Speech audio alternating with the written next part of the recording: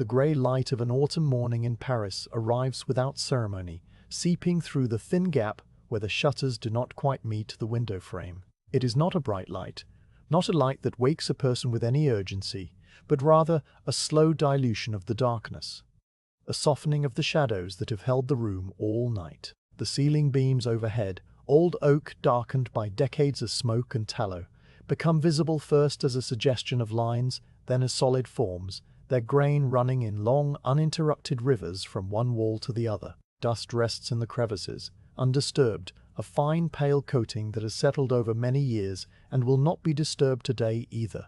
The wool blanket covering the sleeping form is heavy and coarse, woven from the brownish fleece of local sheep before the war requisitions took the best wool for uniforms. It is patched in one corner with a piece of old linen that was once a camise, the stitching small and even, done by a hand that had time and little else to fill it. The blanket smells faintly of wood smoke and lanolin, and the particular mustiness of a room that is never truly dry. The weight of it is a comfort, a pressure that holds the body in place against the thin straw mattress ticking that rustles with every minute shift of breath. Outside, the rain has been falling for most of the night and continues now with a soft, steady sound against the roof tiles. It is a sound that blends with the quiet so completely that after a while it ceases to be heard as a separate thing and becomes simply the texture of the silence itself. The rain slides down the slope of the roof, collects in the copper gutter that runs along the eaves, and drops to the cobblestones of the narrow street 3 floors below with a patient rhythm that has no variation. Each drop falls after a short interval determined by the volume of water and the curve of the metal.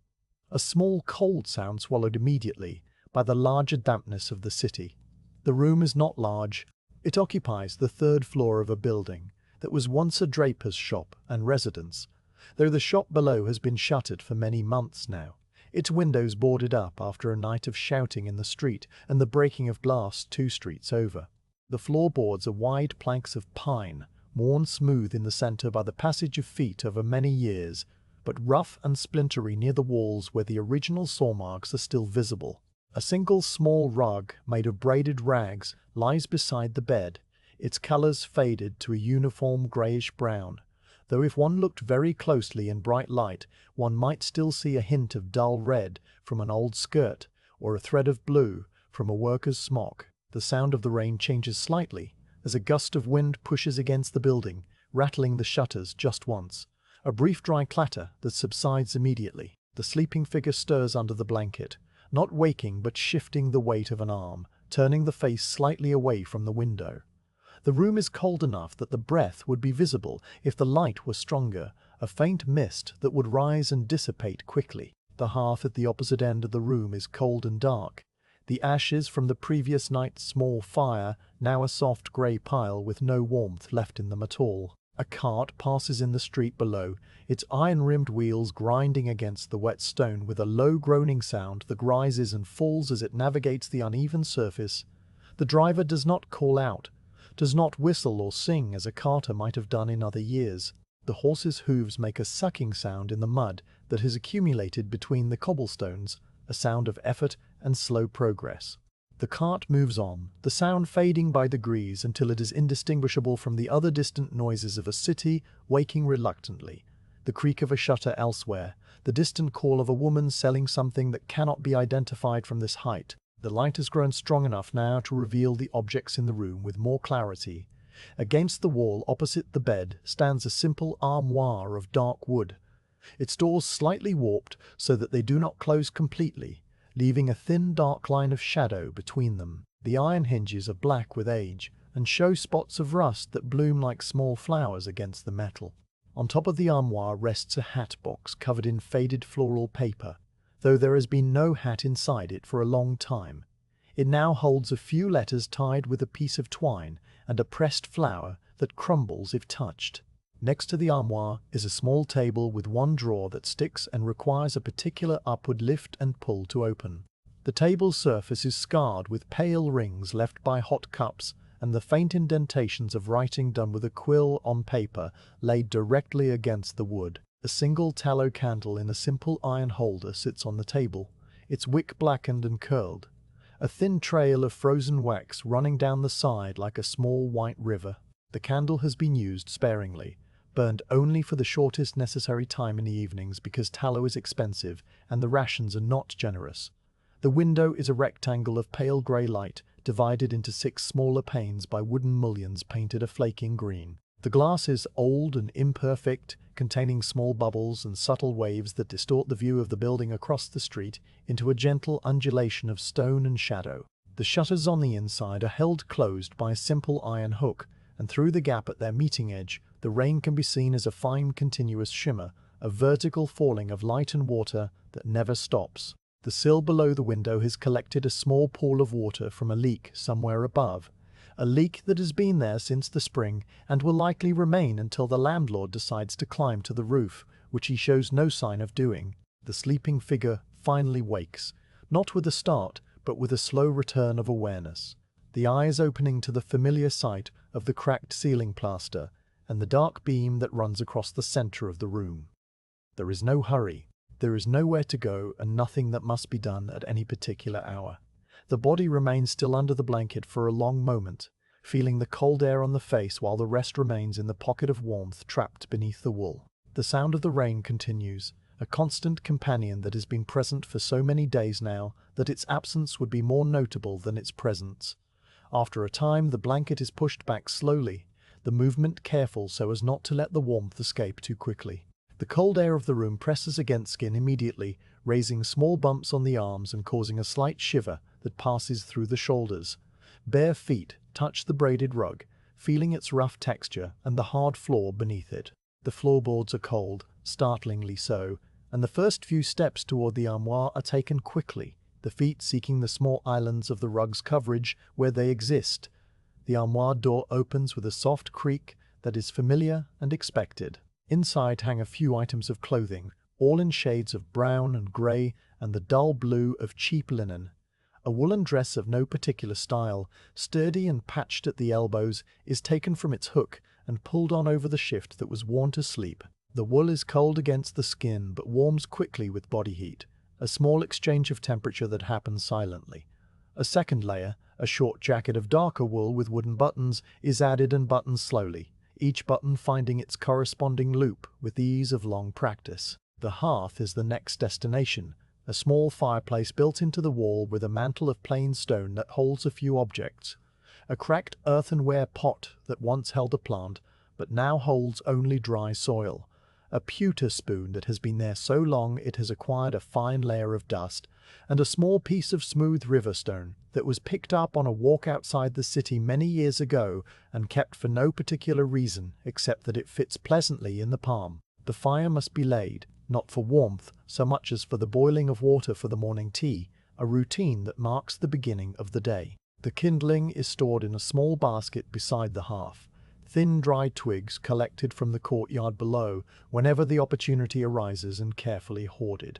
A handful of these twigs is arranged in a loose pile over a small nest of wood shavings saved from the time a neighbor repaired a chair leg. From the covered bucket near the door, a single piece of split wood is selected, not too large, because wood is scarce and must be conserved, but large enough to sustain a flame long enough to heat the small iron kettle. The wood is rough and grainy, its cut surface showing the rings of a tree that grew slowly in some forest, now far away and perhaps already cut down for other fires in other hearths. The flint and steel are taken from their place on the mantel, a small curved piece of iron and a sharp-edged piece of flint that fits the hand perfectly. Striking them together produces a brief shower of orange sparks that fall onto the wood shavings, most of them dying immediately, a few catching for a moment before fading. It takes several attempts, a calm repetition of strike and watch and strike again, before one spark lands in just the right place and begins to glow.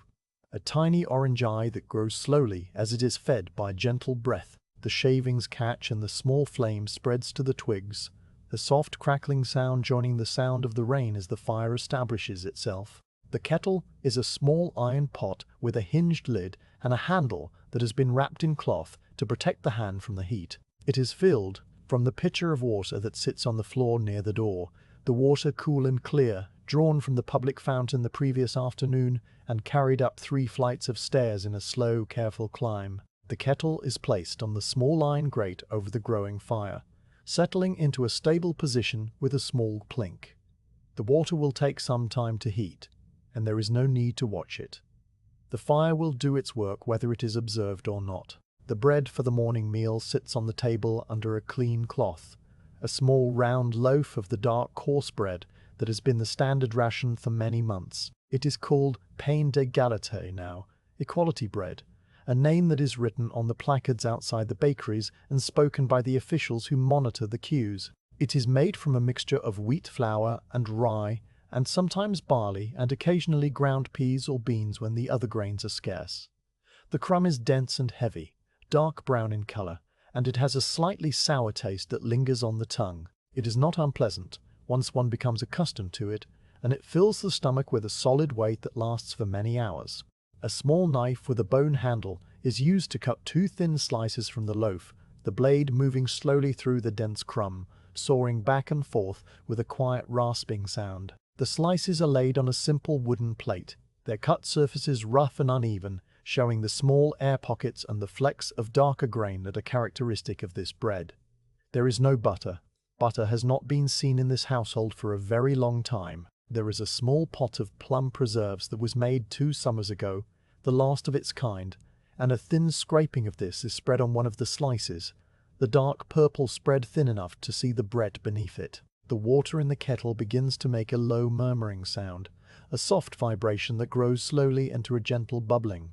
Small wisps of steam rise from the spout, curling upward and disappearing into the darker air near the ceiling. A small clay pot holds the dried herbs that will become the morning tea, a mixture of chamomile and linden flowers and a little mint, all gathered the previous summer from the small patch of ground behind the building where a few plants still grow despite the neglect. A pinch of the dried leaves and flowers is dropped into a simple earthenware cup, and when the water has reached a full rolling boil, the kettle is lifted carefully and the hot water poured over the herbs. The steam rises from the cup, carrying the faint, sweet scent of chamomile, a smell that is gentle and unassuming, a smell of summer fields and warm afternoons.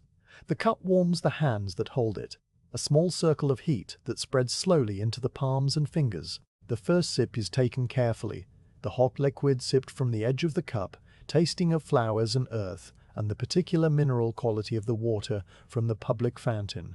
There is no sugar. Sugar has been diverted to other purposes for a long time now, and even honey is a distant memory. The tea is drunk plain, each sip a small warm moment in the cold room. The slice of bread with the thin scraping of preserves is eaten slowly, each bite chewed thoroughly because the bread is dense and requires it, and because there is no reason to hurry. The second slice is left on the plate for later, perhaps for the middle of the day when hunger returns, or perhaps saved for the evening. The fire in the hearth has settled into a steady glow, the flames no longer leaping, but a bed of orange embers that radiate a gentle warmth into the immediate area. The room is still cold beyond a few feet, but the space near the hearth is comfortable enough for sitting. The chair beside the hearth is a simple wooden chair with a straight back and a seat that has been worn smooth by years of use. A small cushion made of scraps of wool stuffed with more scraps makes the seat tolerable, and it is here that the morning is passed.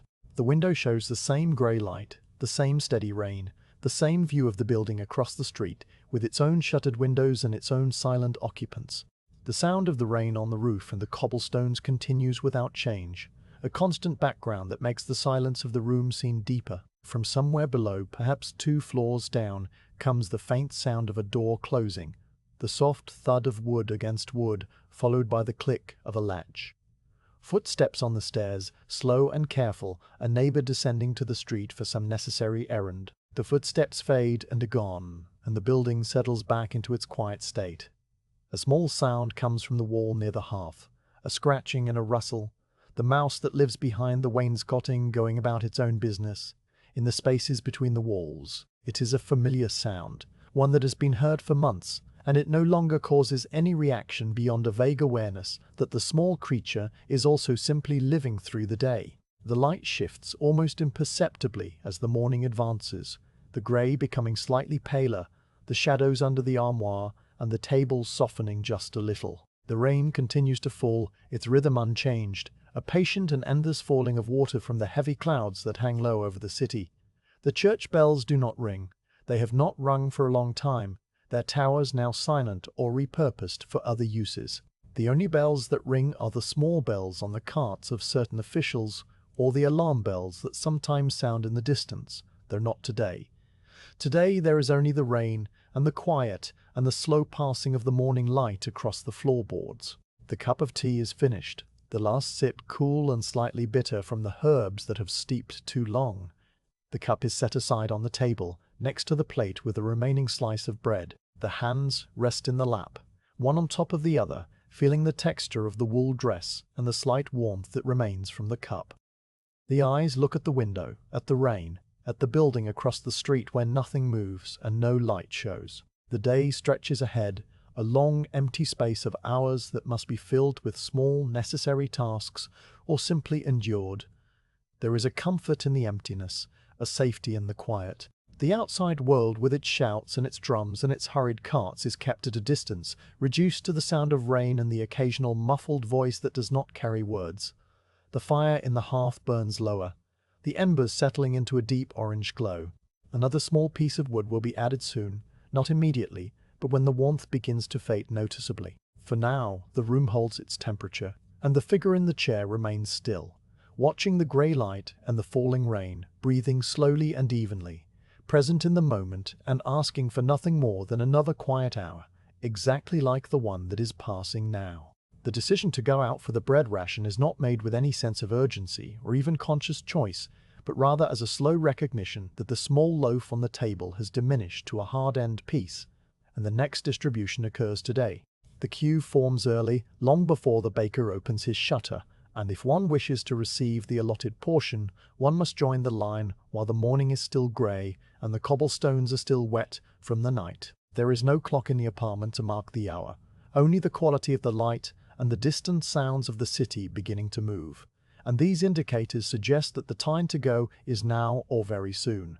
The preparations for leaving are minimal and unhurried. The wool dress is already worn, the short jacket still buttoned from the morning chill, and only a few additional items are needed before stepping out. A woolen shawl of a brown so dark it is nearly black is taken from its hook near the door and wrapped around the shoulders, crossed over the chest and tucked under the arms to stay in place.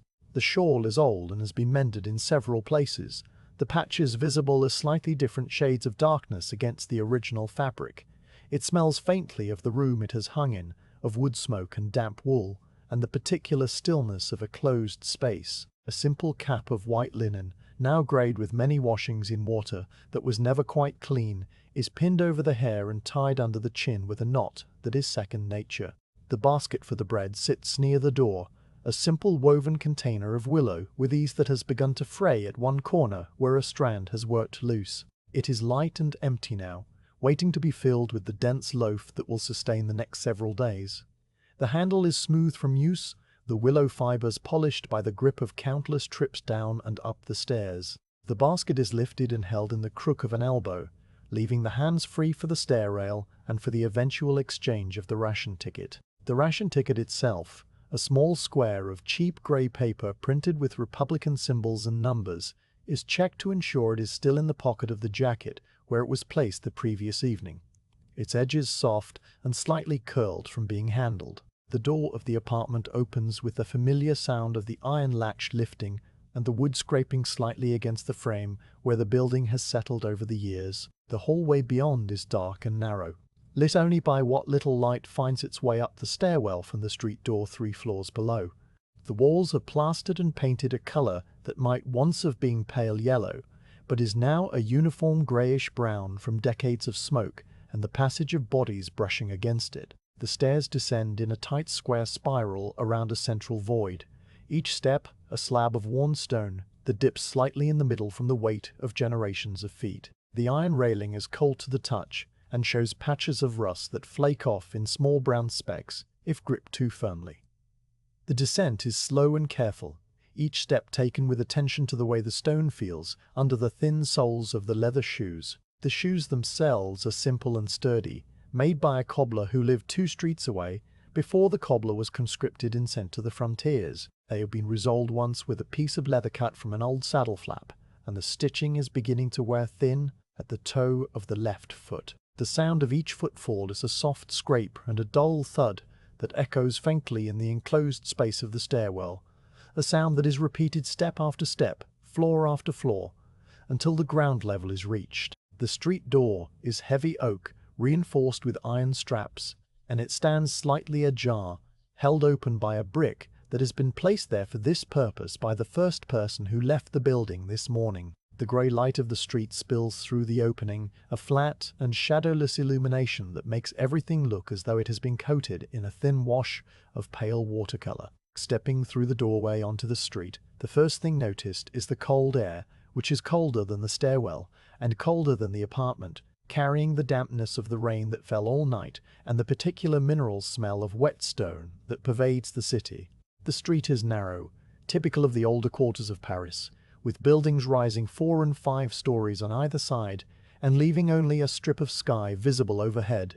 That strip of sky is today a uniform pale grey, the color of unwashed wool, without variation or texture or any indication of where the sun might be behind it. The cobblestones underfoot are dark with moisture and uneven, some of them worn smooth by centuries of cartwheels and the others still showing the rough texture of the original stone. Puddles have formed in the low places where the stones have settled, and these reflect the grey sky as patches of slightly lighter grey, shallow mirrors that ripple when a drop falls from a roof above. The walk to the bakery is not long in distance, perhaps 3 streets over and around a corner, but it is a walk that takes time because the way is shared with others who are also making their way toward the same destination or toward other destinations, equally mundane. The pace is slow, a measured walking that matches the rhythm of the city on a wet morning.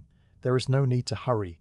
The queue will be what it will be, and arriving 10 minutes earlier or later changes nothing about the eventual outcome. The shoes step around the larger puddles and find the drier patches of stone, a small negotiation with the terrain that occupies the mind without requiring thought. The people passing on the street are dressed in variations of the same limited palette. Browns and greys and the dull blues of cheap linen or the faded blacks of garments that were once dyed properly but have been washed too many times. The men wear long trousers or knee breeches with woolen stockings, their coats patched and their hats pulled low against the damp. The women wear dresses and shawls and caps similar to the ones worn by the figure walking now, and they carry baskets or sacks or sometimes nothing at all, their hands shoved deep into pockets for warmth. Faces are pale in the grey light, eyes downcast or fixed ahead, mouths set in the neutral expression of people who are simply moving from one place to another. There is little conversation. What words are exchanged are spoken in low voices that do not carry. A cart passes, its wheels grinding against the stone with that same low groan heard from the apartment earlier, and the driver sits hunched on the seat with the collar of his coat turned up against the damp. The horse's breath steams in the cold air, small clouds that appear and disappear with each exhalation, and its hooves make a soft clopping sound that is muffled by the wet surface. The cart is carrying something covered by a tarpaulin, its shape indeterminate, and it moves on down the street and disappears around a corner, leaving only the fading sound of its passage. The bakery is on a corner where 2 narrow streets meet, its front marked by a wooden shutter that is still closed, and a sign that once displayed a painted loaf and the name of the baker, but has since been painted over with the simple words Pain Égalité in plain black letters on a white ground. The queue is already formed, a line of dark figures that begins at the shuttered window and extends along the wall of the building for perhaps 30 or 40 paces. The end of the queue is marked not by any physical sign, but simply by the last person standing, a woman in a patched cloak who has turned her back to the light wind and stands with her shoulders slightly hunched. Taking a place at the end of the queue involves a small series of movements, the slowing of the walk, the turning of the body to align with the direction of the line, and the settling into a standing position that will be maintained for the next hour or perhaps longer. The basket is shifted from one elbow to the other, finding a balance that does not strain. The feet are placed a comfortable distance apart, the weight distributed evenly, the knees slightly relaxed to prevent fatigue. The hands are tucked into the folds of the shawl where the warmth of the body has accumulated. The eyes look ahead at the back of the person in front, a view that will not change significantly for the duration of the wait. The back of the person in front belongs to a woman of middle height wearing a cloak of dark blue wool that has been patched at the shoulder with a piece of brown cloth. The cloak is worn and faded, its hem frayed and its fabric thin in places where the weave is visible as a grid of lighter and darker threads. Below the hem, a pair of wooden sabots can be seen, their hollowed shapes dark with moisture and their soles worn at the heels. The sabots make a slight clacking sound when the woman shifts her weight from one foot to the other, a sound that is repeated at irregular intervals throughout the weight. The wall beside the queue is old plaster over stone, its surface cracked and stained and showing patches where the plaster has fallen away entirely to reveal the rough stone beneath. A downspout from the roof above ends just a few feet away, and a slow trickle of water runs from its mouth, having carved a small channel in the cobblestone below over many years of patient dripping. The sound of the water is a soft, continuous note, higher than the general dampness of the street. A small voice in the larger quiet. Moss has grown in the crack where the wall meets the street, a dark green patch that thrives in the perpetual shade and moisture of this particular spot. The time passes slowly, measured not in minutes but in small observations and the gradual shifting of the body to relieve the pressure of standing. The cobblestones beneath the feet have their own topography, and the attention wanders to the shapes and colors of the individual stones. Some are dark gray and smooth, worn to a polish by the passage of iron-shod wheels. Others are rougher, a lighter gray, showing the small pits and fissures of their original breaking. Between the stones, the mortar is crumbled in places, leaving narrow gaps where small weeds have managed to grow. Thin green stems with tiny leaves that somehow survive the trampling and the lack of sunlight. A small puddle has formed in a depression just to the left of the left foot, and the surface of the puddle reflects the grey sky and the dark shape of the building opposite and the even darker shape of the queue itself, a miniature world contained in a few inches of still water. The queue moves forward by small increments, a shuffling advance of perhaps half a pace every few minutes as someone at the front receives their ration and departs. The movement is not announced or signaled, it is simply felt as a slight change in the pressure of bodies ahead, a relaxation of the space between people that invites a corresponding step forward. The feet lift and set down again, finding new positions on new cobblestones, and the process of observation begins again with a fresh set of stones and a fresh arrangement of cracks and puddles. The clothing of the people in the queue is worthy of long study, not as fashion, but as a record of wear and repair. The man 2 places ahead wears a coat of brown wool that has been turned inside out and resewn so that the less faded inner fabric now faces outward. The stitches of the alteration are visible along the seams, small and even but unmistakably done by hand. His hat is a wide-brimmed felt that has lost its shape, and now droops on one side, the felt worn thin at the crown where the outline of his head has pressed against it for years. The woman directly ahead has a shawl that was once red, a deep crimson that must have been quite striking when it was new, but that has faded to a dusty rose color, except in the folds where the original hue is still preserved as thin lines of deeper color. The fringe of the shawl is tangled and uneven, some strands longer than others, and a few have been knotted to prevent further unraveling. No one speaks much. A few words are exchanged between 2 women who appear to know each other, something about the price of candles and the difficulty of finding salt, but the words are spoken so quietly that they are only a murmur in the damp air, indistinguishable from the other soft sounds of the street. A child somewhere behind in the queue whines once, and is hushed immediately, the sound cut off and replaced by silence.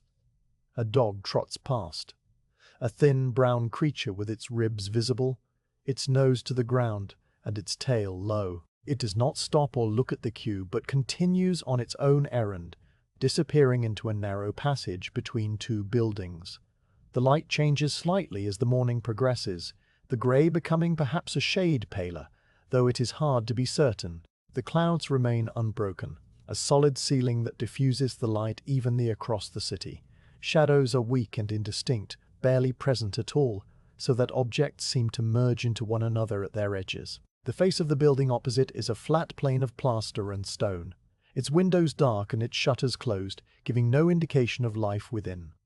A single pigeon sits on a windowsill 3 floors up, its feathers fluffed against the cold, its head tucked into its breast. It does not move for a very long time. The sound of a bell comes from somewhere to the east, not a church bell, but the smaller, sharper sound of a handbell rung by an official making some sort of announcement. The words cannot be made out, only the cadence of a voice calling out something and the answering ring of the bell between phrases. The sound moves closer and then recedes, the official walking a route that takes him past the end of the street, but not into it. The cue does not react. There is no craning of necks or shifting of attention. The sound is simply another element of the city's background, like the rain or the cart wheels, noted and then dismissed. The wait continues. The body has settled into a kind of rhythm, a cycle of small adjustments that keep the discomfort of standing at bay. The weight shifts from one foot to the other every few minutes, a slow transfer that happens without conscious direction. The shoulders relax and then tense slightly, and then relax again. The hands, tucked into the shawl, find each other and the fingers intertwine for warmth. The basket hangs from the elbow, its weight negligible now, but its presence a constant reminder of the purpose of this long standing in the cold. The air is cold enough that the breath is faintly visible, a small mist that appears and vanishes with each exhalation, and the tip of the nose grows cold and then numb. The queue advances another half-pace, and another. The shuttered window of the bakery is now closer, its wooden planks dark with moisture, and its iron hinges showing spots of rust similar to the ones on the armoire at home. A small placard is nailed to the shutter, bearing printed text that announces the official price of bread and the regulations governing its distribution. The print is small and dense, and from this distance only the larger words can be made out. Words like égalité and ration and loi. No one in the queue is reading the placard. Its contents are known by heart, having been read many times before and having changed very little over the months. The smell of baking bread begins to reach the queue, faint at first and then stronger as the distance to the bakery decreases. It is a warm smell, yeasty and slightly sour, the smell of the coarse flour used for the equality bread. It is a smell that stirs the stomach and reminds the body that it has not eaten since the thin slice of bread with preserves earlier in the morning. The smell grows stronger and then stabilizes, a constant presence that accompanies the final stages of the wait. It is not an unpleasant smell, but it is also not the rich buttery scent of the white bread that was baked in other times. It is a plainer, earthier smell, the smell of subsistence. The woman in the blue cloak ahead receives her ration and departs, her sabots clacking on the cobblestones as she walks away.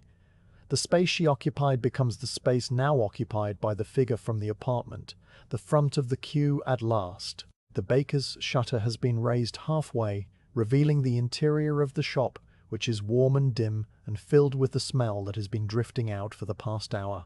The baker himself is a man of middle age with flour dusting his forearms and a cloth tied around his head. His face is red from the heat of the ovens, and his expression is one of weary neutrality. The face of a man who has done this same transaction hundreds of times and will do it hundreds more.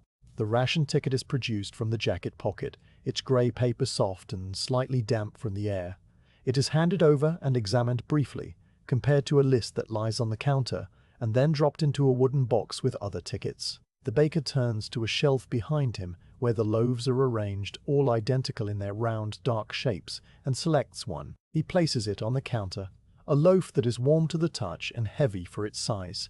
Its crust rough, and its bottom dusted with the ash of the oven floor. No words are exchanged beyond a muttered acknowledgement. There is nothing to say that has not been said every other time. The loaf is placed into the basket, settling into the bottock with a soft thud. The basket is lifted, the handle finding its familiar place in the crook of the elbow, and the body turns away from the counter to begin the walk back. The queue behind has grown longer during the wait, extending now around the corner and out of sight, a line of patient figures in dark clothing standing in the grey light. The walk home is a retracing of the earlier path, past the same buildings and the same puddles and the same patches of moss. But now, with the warm weight of the bread in the basket and the knowledge that the necessary errand is complete, the stairs are climbed slowly, each step a small effort after the long standing, and the door of the apartment opens onto the same quiet room with its cold hearth and its view of the rain. The loaf is set on the table, the shawl is hung on its hook, and the day continues in its slow and uneventful way. The afternoon settles into the apartment like a slow filling of a basin.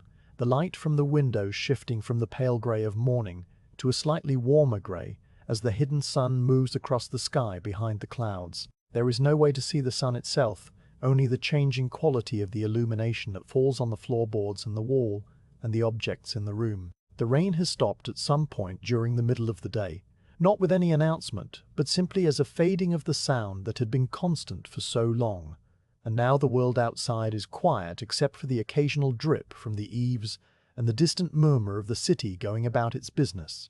The figure in the chair by the hearth has not moved for some time. The fire has been fed once, a small piece of wood added to the embers to keep a gentle warmth in the immediate area, and the flames have settled again into a steady glow that casts a faint orange light on the stone of the hearth and the hem of the wool dress. The hands which had been resting in the lap now reach for the basket that sits on the floor beside the chair. This basket is different from the one used for bread. It is shallower and wider, woven of split ash splints that have aged to a soft golden brown color, and it holds the tools and materials for the afternoon's occupation.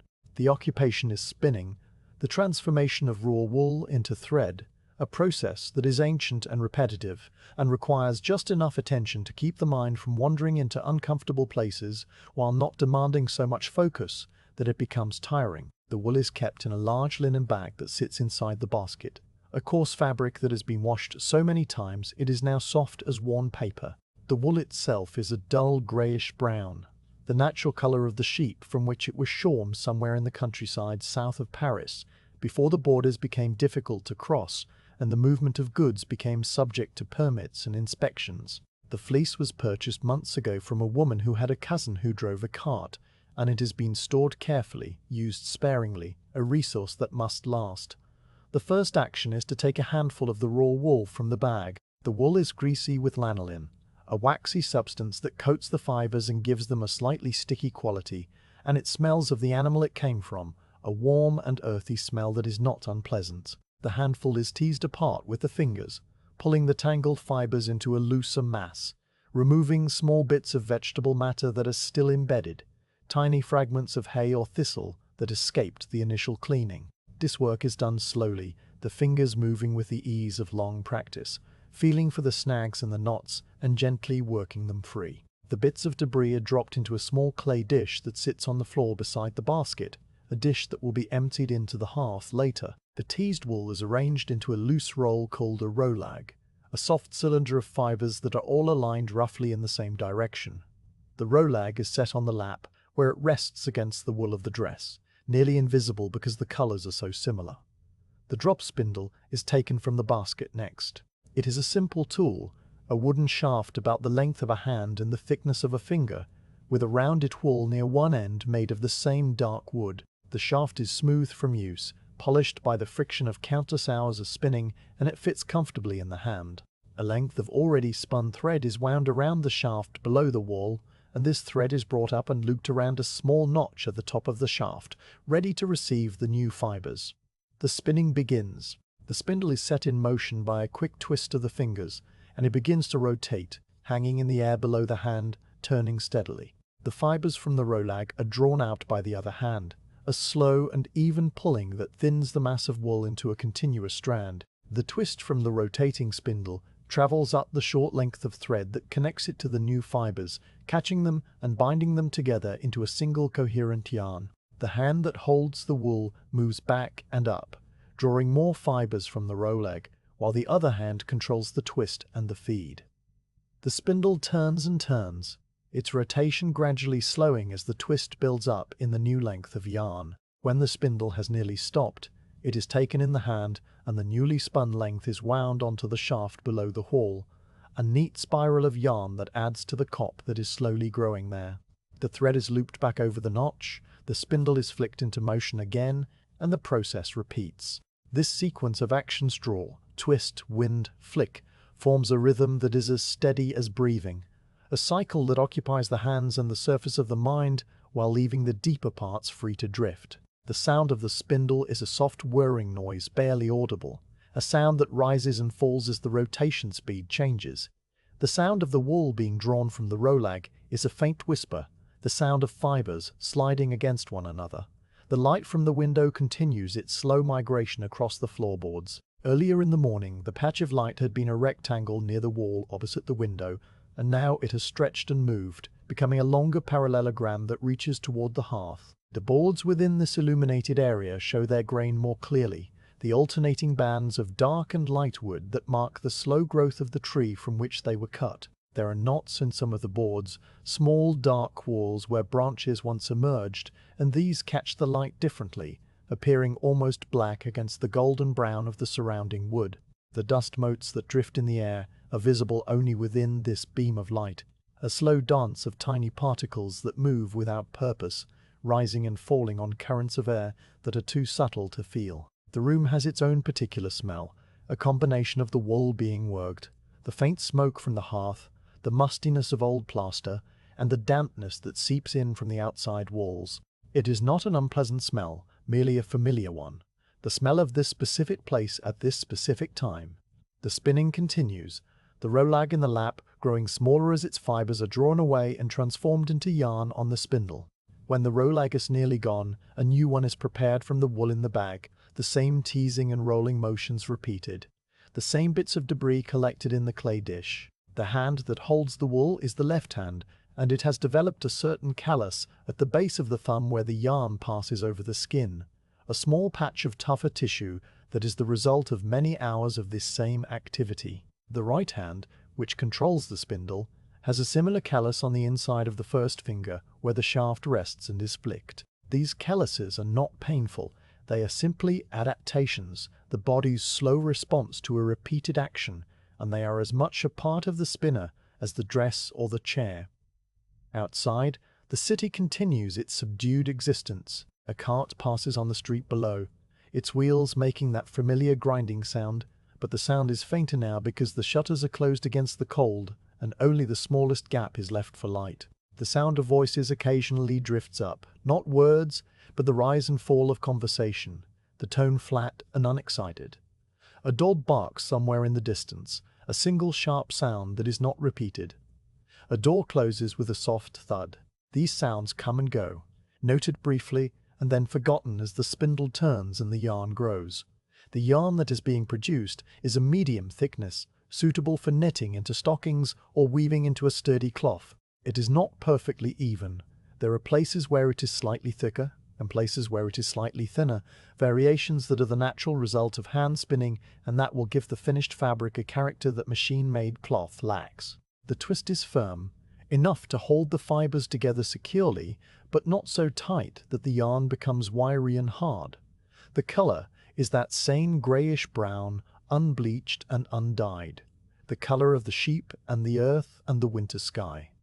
The afternoon is long, and the spinning fills it completely. There is no need to count the hours. The progress of the work is its own measure of time. The cop of yarn on the spindle grows thicker, the womb layers building up until the haul is nearly hidden. When the spindle is full, the yarn will be wound off onto a niddy-noddy or simply onto a stick to create a skein, and the skein will be washed gently to set the twist and remove some of the lanolin. But that is for another day. Today, there is only the spinning, the slow and steady transformation of a bag of raw wool into a length of useful thread. The eyes look up from the work occasionally, not focusing on anything in particular, simply resting from the close attention to the fibers. The room is the same as it has been for months. The armoire with its warped doors, the table with its scarred surface, the cold hearth with its mantle of simple objects.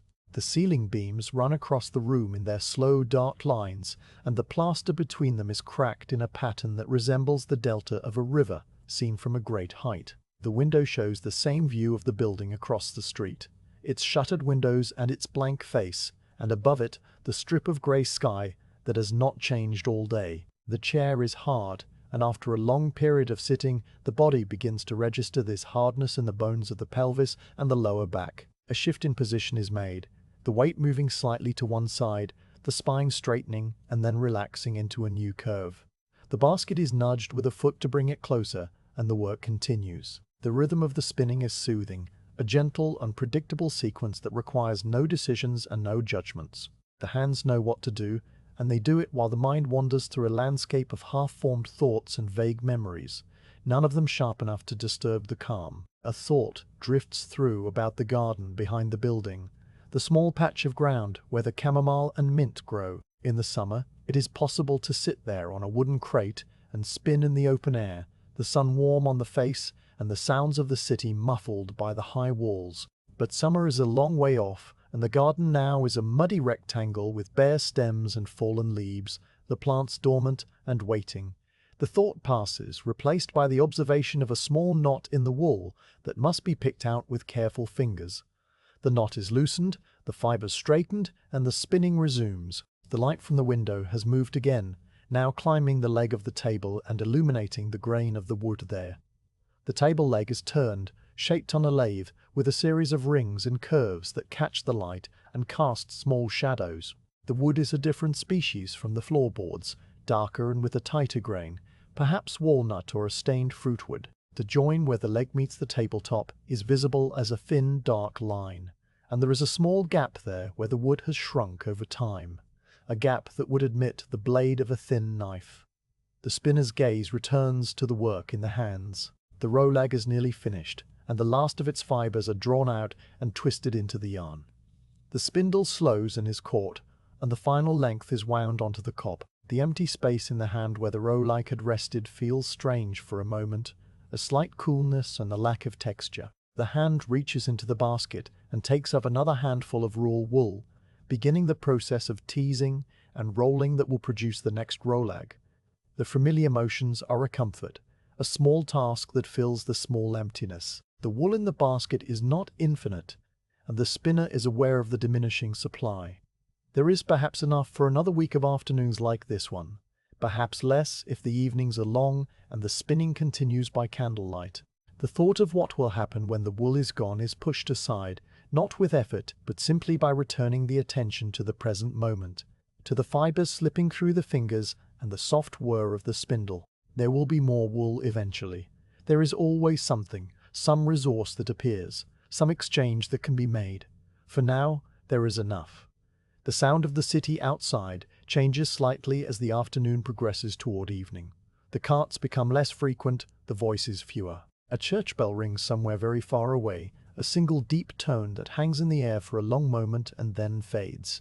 The bell is from a church that still operates, one of the few that have not been closed or converted to other purposes, and its sound is a reminder of the old rhythms that once governed the day. But the old rhythms are gone now, replaced by the new calendar with its 10-day weeks and its renamed months, and the bell is just a sound, not a summons. The fire in the hearth has burned down to a bed of embers that glow a deep orange red, and the warmth they radiate is fainter now. The spinner considers adding another piece of wood, but decides against it. The evening is approaching, and the wood must last through the night. The small warmth that remains is enough for now, and the shawl can be pulled closer if the cold becomes noticeable. The hands continue their work, the left hand drawing and the right hand flicking, the spindle turning and turning in the dimming light. The yarn on the spindle has grown to a substantial cop now, a rounded mass of greyish-brown thread that is dense and heavy. The weight of it pulls on the spindle, making it turn more slowly, and the spinner must adjust the flick to compensate. The hand learns this new weight and adapts, finding the right force to keep the rotation steady. This is another aspect of the craft, the constant small adjustments that are made without conscious thought, the dialogue between the body and the material and the tool. The light from the window has faded to a deep grey, the kind of light that makes it difficult to see the fine details of the wool. The spinner squints slightly, bringing the work closer to the face, but eventually the light is too poor to continue safely. A mistake made now, a broken thread or an uneven twist, would require more work to fix later. The spindle is set down in the basket, the half-finished rowlag laid carefully on top of the wool. The hands are rubbed together to brush off the loose fibers, and then they are placed on the knees, feeling the warmth of the wool dress and the residual heat from the fire. The room is quiet now, quieter than it has been all day. The city outside has settled into the hush of early evening, the time when people are indoors preparing their own small meals and lighting their own small fires. The drip from the eaves has stopped entirely, and the air outside is still. The only sound is the occasional soft settling of the embers in the hearth, a tiny crackle and a shift of ash. The spinner sits in the chair, the work set aside, the body at rest, watching the last of the grey light fade from the window and the room grow slowly darker. The day has passed in the making of a single cop of yarn, a small and patient act of creation that has filled the hours and left behind a tangible thing, a length of thread that can be held and measured and used. And that is enough. The morning is dry for the first time in several days. The cobblestone still dark with retained moisture, but no longer running with the thin streams of water that have carved their small channels between the stones. The sky remains a uniform pale grey, the colour of unbleached linen, and the air is cold enough that the breath forms a faint mist with each exhalation. The figure from the third-floor apartment walks with the same measured pace as always, the basket on the arm empty now because this errand requires no container, only the eyes and the memory and the quiet attention that has become second nature. The street that leads toward the section headquarters is narrow and familiar, passing between buildings whose ground floors are mostly shuttered, their occupants having closed their shops long ago when the guilds were abolished and the new regulations made commerce a complicated affair of permits and price controls. The shutters are painted in faded colors, greens and blues, and a dull red that has weathered to the color of dried blood, and their iron hinges and locks show the same rust that appears on all metal left exposed to the Parisian damp. A few windows on the upper floors have their shutters open a crack, and behind them the pale shapes of faces can sometimes be glimpsed, watching the street with the same quiet vigilance that everyone has learned. The section headquarters is a building that was once a parish church, its bell tower now silent, and its facade stripped of the carved saints that had occupied their niches for centuries. The saints are gone, replaced by plaster busts of Republican heroes whose names have been repeated so often they have lost all meaning and become simply sounds. The stone of the facade is pocked and stained, and the large wooden doors that once opened for mass now stand permanently ajar, guarded by a man in a worn uniform coat who leans against the doorframe with the practiced weariness of someone who has stood in the same spot for many hours. He does not look at the passers-by, and they do not look at him. This is the arrangement that has developed, a mutual agreement to avoid unnecessary attention. On the wall beside the door, a large sheet of paper has been pasted. This is the destination, the reason for the walk, the source of the information that must be gathered and carried home.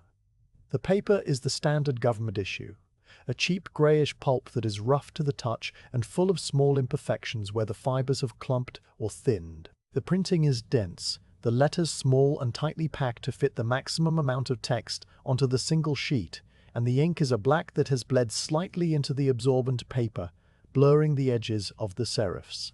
The heading at the top is in larger type, announcing a decree of the Committee of Public Safety, and below it the text is arranged in numbered paragraphs that march down the page in an orderly column. The figure from the apartment approaches the wall slowly, not because of any reluctance, but because the approach to such a notice is always a careful thing, a movement that should appear casual and unhurried, the action of someone who happens to be passing and pauses out of mild curiosity rather than urgent need. The basket is shifted into the other arm, freeing the hand to rest against the strap.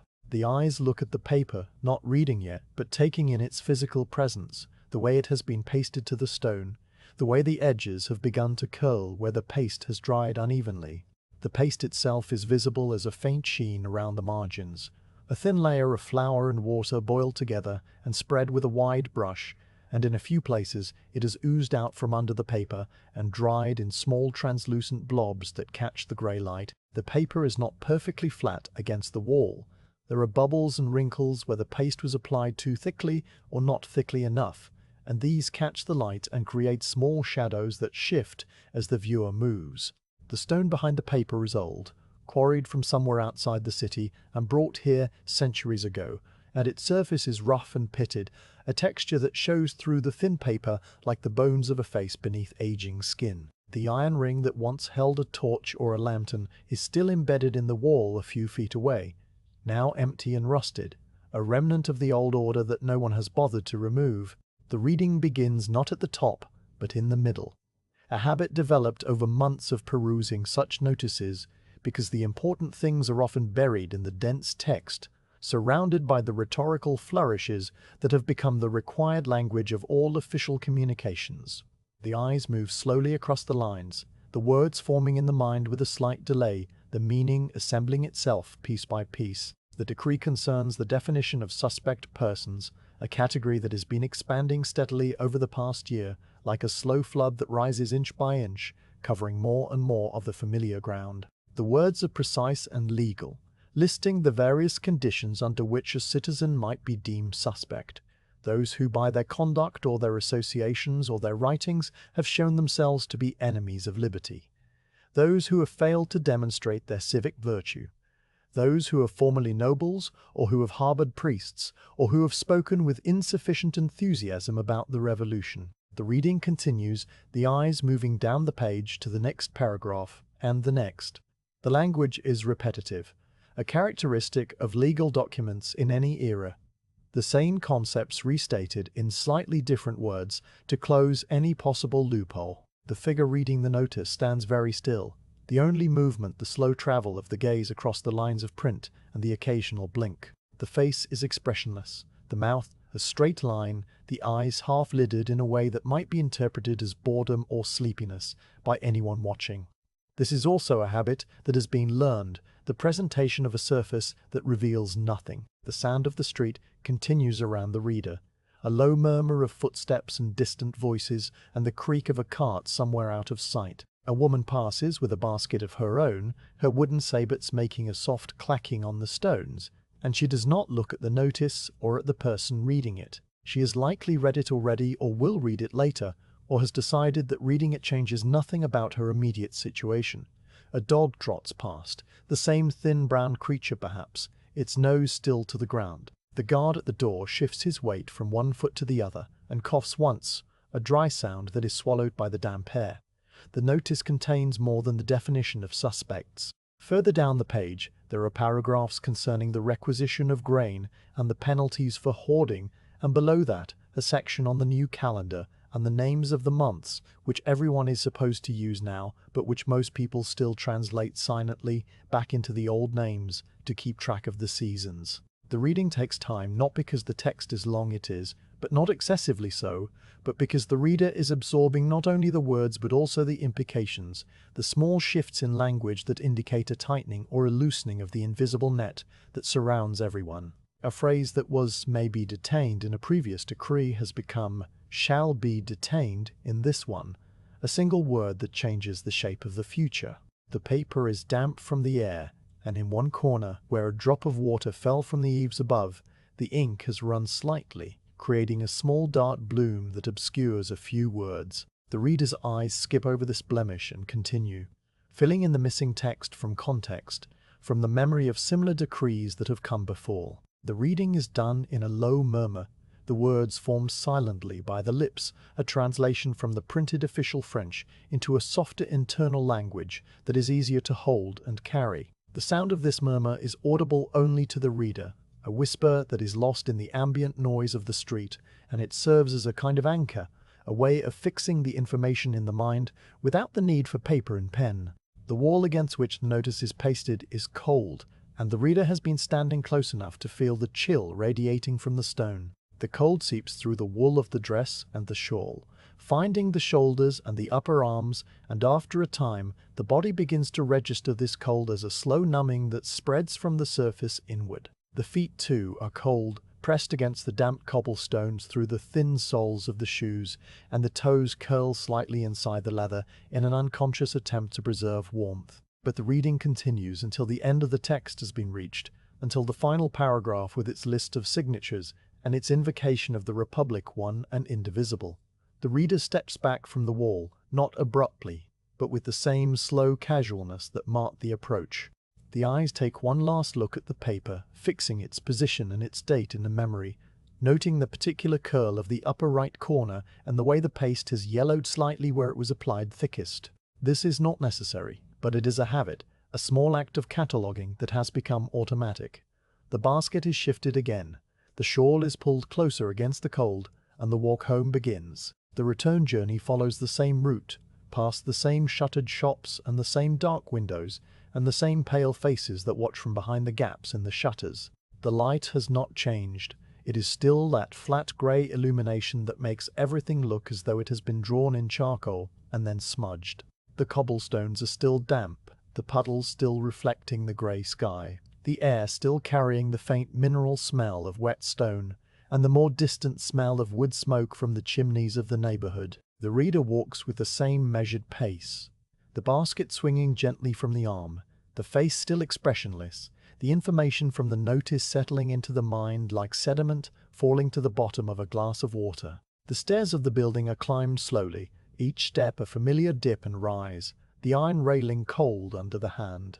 The door of the apartment opens with its usual scrape and latch sound, and the warmth of the room, such as it is, welcomes the returning figure. The fire in the hearth has burned low during the absence, a bed of orange embers that glow softly in the dimness, and the air inside is noticeably warmer than the air outside, though still cool enough that the shawl is not removed immediately.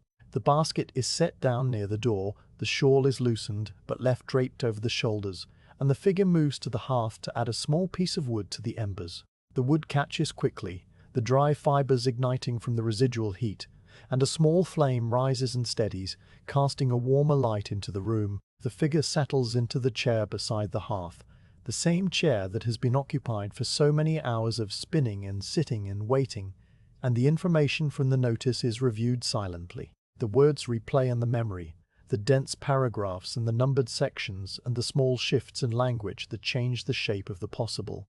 There is no action to be taken, no response required, only the quiet assimilation of new facts into the existing understanding of the world. The room around the reader is the same as it was before the walk, the armoire with its warped doors, the table with its scarred surface, the window with its view of the building across the street and the strip of grey sky. The yarn from the previous afternoon's spinning sits in its basket, the cop of greyish-brown thread waiting to be wound off into a skein. The bread from the day before yesterday sits under its cloth on the table, a little harder now, a little drier, but still edible. These objects are constants, anchors in a world where the words on the wall change from week to week and month to month. The reader's hands rest in the lap, one on top of the other, feeling the warmth of the wool dress and the faint heat from the fire. The eyes look at the window, at the grey light and the building opposite, and the mind turns the words of the decree over and over, examining them from different angles, fitting them into the framework of what is known and what is guessed. The definition of suspect persons has expanded again, and with each expansion the circle of safety contracts a little more, the space within which one can move without notice growing smaller. But this is not a new development. It is a continuation of a trend that has been underway for a long time, and the reader has learned to accept each new constriction with the same quiet resignation that one accepts the shortening of the days in autumn. The fire crackles softly, a small sound that punctuates the silence. A log shifts and settles, sending up a brief shower of sparks that rise and die in the darkness of the chimney. The reader's gaze moves from the window to the fire, watching the flames curl around the new piece of wood, their orange and yellow shapes constantly changing and yet always the same. The warmth of the fire reaches the face and the hands, a gentle comfort that contrasts with the cold of the stone wall and the damp of the street. The decree will be discussed in low voices in the queues and the courtyards over the coming days, the information passed from person to person like a slow current moving through still water. There will be no public debate, no gathering of concerned citizens, because such gatherings are themselves now suspect. And the definition of suspect has just grown wider.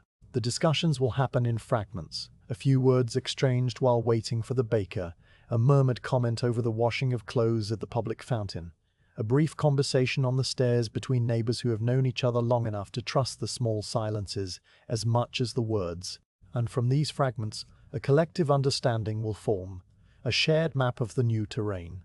The reader in the chair by the hearth does not need to participate in these discussions to know what will be said. The language of the decrees has become a kind of second tongue, a dialect that is spoken fluently by all who have survived this long. The words themselves are less important than the spaces between them, the things that are not said, the implications that are left for the reader to supply. This decree, like the ones before it, is a document that can be read in many ways, and the reader has learned to read it in the way that preserves the most calm, that finds the path through the dense thicket of language that leads to the simplest and quietest interpretation.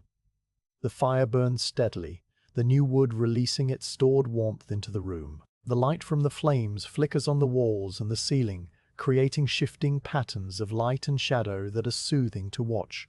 The reader's breathing slows, matching the rhythm of the fire, the inhale and exhale becoming a gentle tide that rises and falls without effort. The information from the notice has been absorbed and filed, its immediate impact assessed and found to be minimal, its long-term implications set aside for consideration on another day. For now, there is only the warmth of the hearth and the quiet of the apartment, and the grey light of the afternoon filtering through the gap in the shutters. A sound comes from the street below, a muffled shout that might be a vendor calling out or might be something else entirely, and it fades quickly, leaving no echo. The reader does not move, does not go to the window to look. The sounds of the street are just sounds, and the meaning of any particular sound is often unknowable from this distance. The better course is to remain still, to let the sound pass, to trust that if something requires attention, it will come to the door in a form that cannot be ignored. This is another habit that has been learned, the discipline of not looking, not investigating, not drawing the attention of the world to oneself. The afternoon stretches on, the light from the window slowly fading toward the deeper grey of early evening. The reader remains in the chair, the hands still in the lap, the eyes moving between the fire and the window and the familiar shapes of the room. The decree sits in the memory, a block of text that can be recalled in detail if needed, but that does not demand constant attention. It is enough to know that it is there, that the information has been gathered and stored, that the walk to the section headquarters was made and the reading was done and the reading was accomplished without incident. The day has been spent in the necessary act paying attention, and now the attention can rest. The fire burns lower again, the flames shrinking to a flicker over the glowing embers. The reader considers adding another piece of wood but decides against it. The evening meal will require a small fire to heat the soup or the water for tea, and the wood must be conserved. The shawl is pulled a little closer, the wool soft against the neck, and the body settles deeper into the chair. The room grows dimmer, the corners filling with shadow, the objects losing their distinct edges and becoming soft, dark shapes against the darker walls. The reader sits in the gathering dusk, still and quiet, holding the knowledge of the decree lightly, like a stone picked up on a walk and carried home for no particular reason except that it fits in the hand. The daylight fades from the room in the manner of water draining from a basin, not in a rush but in a slow and steady diminishment that is almost imperceptible from one moment to the next.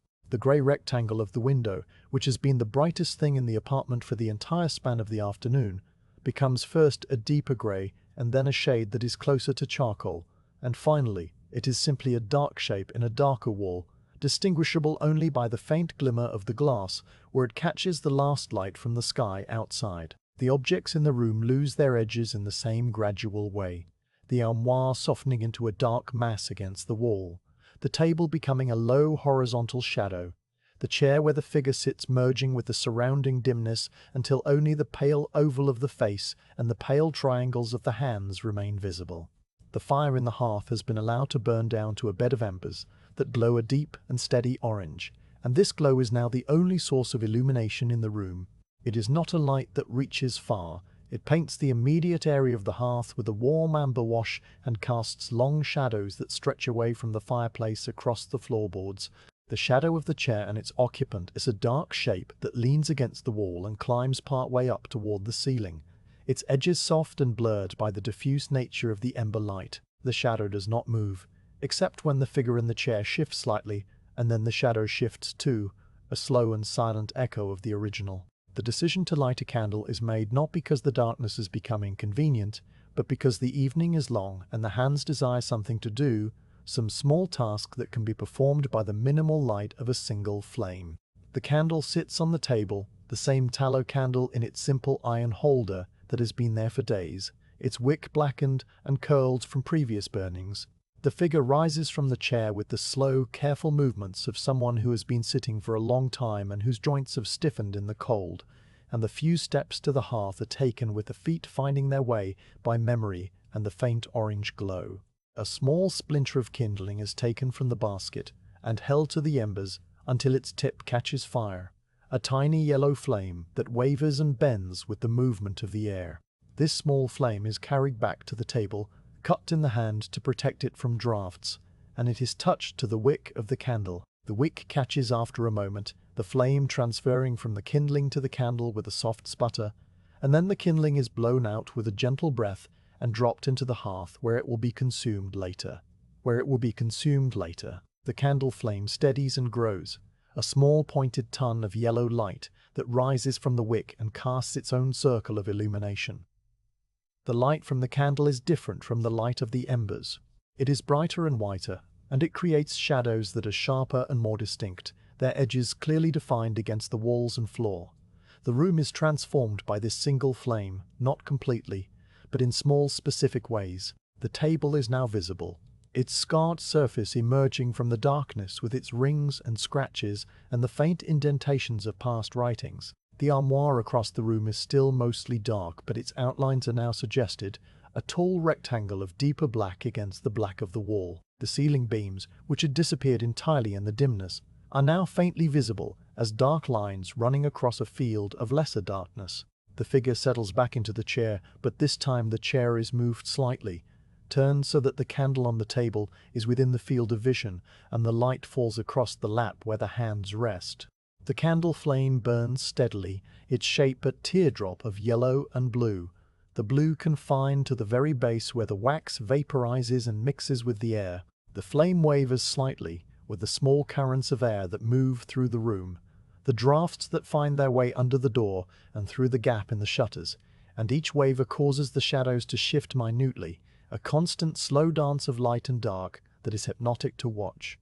The shadow of the candle holder on the table is a dark ellipse that stretches away from the flame, its shape distorted by the angle of the light. The shadow of the candle itself is a thin dark line that rises from the holder and disappears into the brighter area around the flame, swallowed by the light that casts it. The wax that has melted and run down the side of the candle in previous burnings forms small ridges and bumps, and these catch the light in ways that create tiny highlights, spots of brighter yellow against the translucent white of the tallow. The wick curls over at its tip, the burned end glowing faintly red for a moment before it cools to black. The figure in the chair watches the candle flame with the same patient attention that has been given to the spinning and the reading of decrees and the long waiting in the queue. There is no need to do anything else.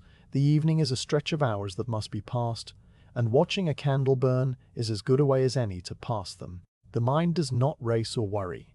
It settles into a rhythm that matches the slow flicker of the flame, a state of quiet awareness that notices everything and clings to nothing. The shadows in the room have their own geometry, a shifting arrangement of dark shapes that correspond to the objects that cast them. The chair in which the figure sits casts a shadow that falls across the floor and climbs the wall, a shape that is recognizable as a chair only if one knows what to look for. A collection of dark angles and curves that suggest a seat and a back and the rounded top of the headrest. The shadow of the figure itself is merged with the shadow of the chair, a single dark mass that is slightly denser where the body blocks the light. The shadow of the table is a long trapezoid that stretches toward the hearth, its edges sharp where the candle is close and softer where the distance diffuses the light. The armoire on the opposite wall casts a shadow that is vast and tall, a dark rectangle that covers most of that side of the room and climbs to the ceiling. Within this large shadow, there are smaller shadows, the shadows of the objects on top of the armoire, the hat box, and the letters and the small stone, but these are too faint and too distant to be seen clearly from the chair. The armoire's shadow is a presence in the room, a dark companion that has been there every evening and will be there every evening to come, as constant as the beams overhead or the floorboards underfoot. The candle flame is not the only source of light in the room. The embers in the hearth still blow, and their orange light contributes a warmer tone to the shadows on that side of the room, softening the sharp edges cast by the candle and filling the space near the fireplace with a gentler illumination. The two light sources, candle and embers, create overlapping shadows that are complex and subtle, areas where the darkness is deeper because it is shadowed from both lights and areas where the darkness is lighter because it receives some illumination from one source or the other. The figure in the chair observes this complexity without analyzing it, simply letting the eyes rest on the interplay of light and dark as the minutes pass. The sound of the building settling is a familiar part of the evening. The old timbers of the floor and the walls and the roof expand and contract with the changes in temperature, and this movement produces a series of soft creaks and groans that occur at irregular intervals. A creak comes from somewhere overhead, a long, slow sound like the stretching of a heavy rope under tension, and then it fades and is replaced by silence. A few minutes later, a shorter creak comes from the wall near the window, a sound that might be a nail shifting in its hole or a joint adjusting to the weight it has borne for 100 years. These sounds are not alarming. They are the voice of the building itself, the background music of a life lived within old walls. Behind the wainscoting, the mouse moves about its own evening business. The scratching sound is faint but distinct, a rapid series of tiny claws against wood, followed by a pause and then another burst of scratching. The mouse has a nest somewhere in the space between the walls, a collection of shredded cloth and paper and dried grass that it has gathered over the months, and it travels along the same routes each evening, foraging for crumbs or simply patrolling its small territory. The figure in the chair listens to the mouse with the same detached attention given to the candle flame, noting the sound when it occurs and then letting it pass. The mouse is a fellow occupant of the building, a small life that shares the darkness and the quiet and asks for nothing. The city outside is quieter now than it was during the day. The carts have stopped their rounds, the vendors have packed up their wares, and most people are indoors, sitting by their own hearths or lying in their own beds, waiting for the night to pass.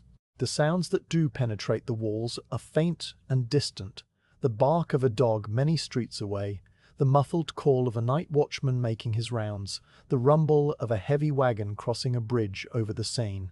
These sounds come and go, each one a small reminder that the world continues to exist beyond the walls of the apartment, but they do not disturb the quiet. They are simply part of the texture of the evening, like the creaking of the timbers or the scratching of the mouse. A different sound reaches the room from a greater distance, a sound that is rhythmic and low, a sound that has become familiar over the past year. It is the sound of drums coming from the direction of the Place de la Révolution, which lies perhaps a mile to the west. The drums are played by the guards who watch over the square, and they beat at regular intervals throughout the day and into the evening, marking the hours or signaling the changing of the watch or simply maintaining a military presence. The sound is faint from this distance, a soft thrumming that is felt as much as heard, a vibration in the air that blends with the other distant noises of the city. The figure in the chair hears the drums and does not react.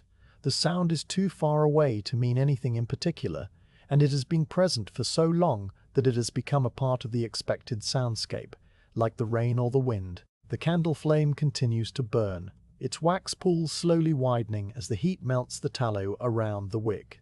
The melted wax is clear and liquid, and it reflects the flame as a tiny inverted image, a second flame that burns downward into the pool. The level of wax in the candle holder rises almost imperceptibly as the evening progresses, and at some point the figure will need to trim the wick or pour off the excess wax to prevent the flame from drowning. But that point is still some time away, and for now the candle burns steadily, consuming itself at a slow and predictable rate. The shadows on the wall shift as the candle burns down, and the angle of the light changes. The flame is now slightly lower than it was an hour ago, and this small difference alters the way the shadows fall, making them slightly longer and their angles slightly steeper. The figure in the chair notices this change without consciously noting it, the same way one notices the gradual dimming of the day or the slow cooling of the room. The passage of time is marked by these small transformations, the movement of shadows and the shrinking of the candle and the settling of the embers in the hearth. The embers themselves have changed over the course of the evening. The bright orange glow that was present when the candle was first lit has faded to a deeper red, and the individual coals are now distinguishable, their edges outlined in faint crimson. A thin layer of ash has formed on top of the ember bed, a soft grey blanket that insulates the heat and muffles the light. The figure in the chair will need to add another piece of wood soon if the fire is to last through the night, but the decision of when to do this is a matter of judgment, a balance between conserving fuel and maintaining enough warmth to keep the room from becoming truly cold. For now, the embers are sufficient, and the figure remains in the chair, watching the candle and the shadows.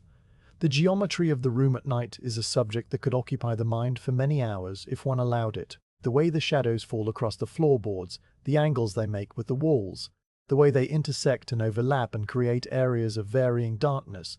All of this is a kind of silent mathematics, a study in planes and intersections and the behavior of light in a confined space. The figure in the chair does not study this geometry in any formal sense, but simply observes it, letting the eyes move from one shadow to another, noting how the shadow of the table leg meets the shadow of the chair leg, and how together they form a darker shape that is not quite either one. This observation is without purpose or goal. It is simply a way of being present in the room while the hours pass. The candle flame gutters for a moment, disturbed by a draught that finds its way across the room, and the shadows jump and waver in response. The draught passes, and the flame steadies, returning to its teardrop shape, and the shadows settle back into their previous positions. The figure in the chair has not moved during this small disturbance, and the only sign that it was noticed is a slight shift of the gaze toward the candle, a brief checking that the flame has indeed recovered. The wick is burning evenly, the wax pool is clear, and the candle continues its slow consumption. The sound of the drums from the Pastola Revolution comes again, a low roll that lasts for perhaps 30 seconds and then stops. The silence that follows is deeper than the silence before, a contrast that makes the quiet more noticeable. The figure in the chair listens to the silence, letting it fill the ears and the mind, a soft emptiness that is restful after the long day of small sounds and small movements. The drums will sound again in an hour or two, and they will sound again after that, marking the watches of the night. But for now there is only the quiet, and the candle, and the slow dance of the shadows. The mouse behind the wainscoting has fallen silent, perhaps retreated to its nest to sleep. The building has stopped its creaking for the moment, having settled into a stable configuration that will hold until the temperature drops further or a cart passes on the street and sends a vibration through the foundations. The city outside is as quiet as it ever gets, a vast sleeping presence that surrounds the small room and its single occupant. The figure in the chair is aware of this vastness, of the thousands of other rooms and other occupants, each one wrapped in its own small circle of candlelight or firelight or darkness, each one waiting for the morning in its own way. The candle has burned down by perhaps a third of its original height above the holder, and the melted wax has begun to pull more deeply. The figure in the chair considers the candle and decides that it is time to trim the wick. This is done with a small pair of snuffers that sit on the mantel, a simple iron tool with a hinged blade, and a small box to catch the burned wick. The figure rises slowly, the joints protesting slightly after the long sit, and walks to the hearth to retrieve the snuffers. The embers glow warmly as the figure passes. A brief wash of heat against the legs, and then the snuffers are in hand, and the figure returns to the table. The act of trimming a candle wick is a small ritual, one that has been performed countless times over the years.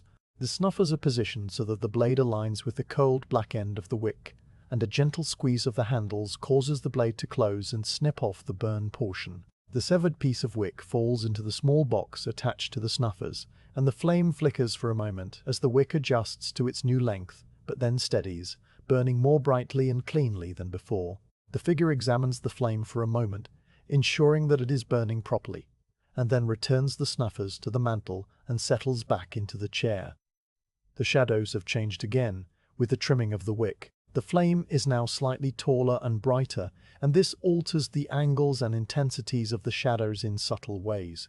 The figure in the chair notices these changes and accepts them, letting the new configuration of light and dark become the new normal. The evening continues, the minutes passing in their slow and silent procession, each one indistinguishable from the one before except for the small cumulative changes that mark the passage of time. The thought of sleep begins to drift through the mind, not as a decision, but as a gentle suggestion from the body, a heaviness in the eyelids and a slowing of the breath. The figure in the chair does not resist this suggestion, but does not act on it immediately either. There is a comfort in the chair, in the warmth of the shawl and the glow of the candle and the quiet of the room, and the transition to the cold bed and the dark bedroom is one that could be postponed a little longer. The hands rest in the lap, the eyes half close, and the mind drifts in a state that is not quite waking and not quite sleeping. The candle continues to burn, its flame a steady point of light in the darkness. The shadows hold their positions, the dark geometry of the room unchanging for now. The embers in the hearth pulse faintly with each small movement of the air, a slow breathing of light that matches the slow breathing of the figure in the chair. The sounds of the city are distant and few, the drums silent for the moment, the streets empty. The night settles over the building and the street and the city, a deep and quiet darkness that will last until the grey light of another morning finds its way through the gap in the shutters.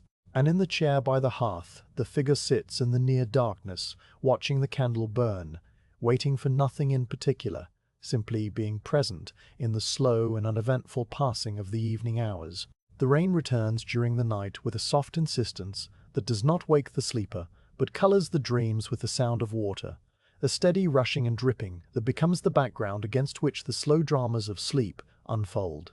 By the time the grey morning light seeps through the gap in the shutters, the rain has established itself as a constant presence, a sound that is so continuous and so even that it ceases after a while to be heard as a separate thing, and becomes instead the texture of the silence itself. The figure in the bed stirs slowly, the awareness of waking arriving in small increments, and the first conscious thought of the day is simply the recognition that the rain has come back. The shutters remain closed, not because the light is too bright.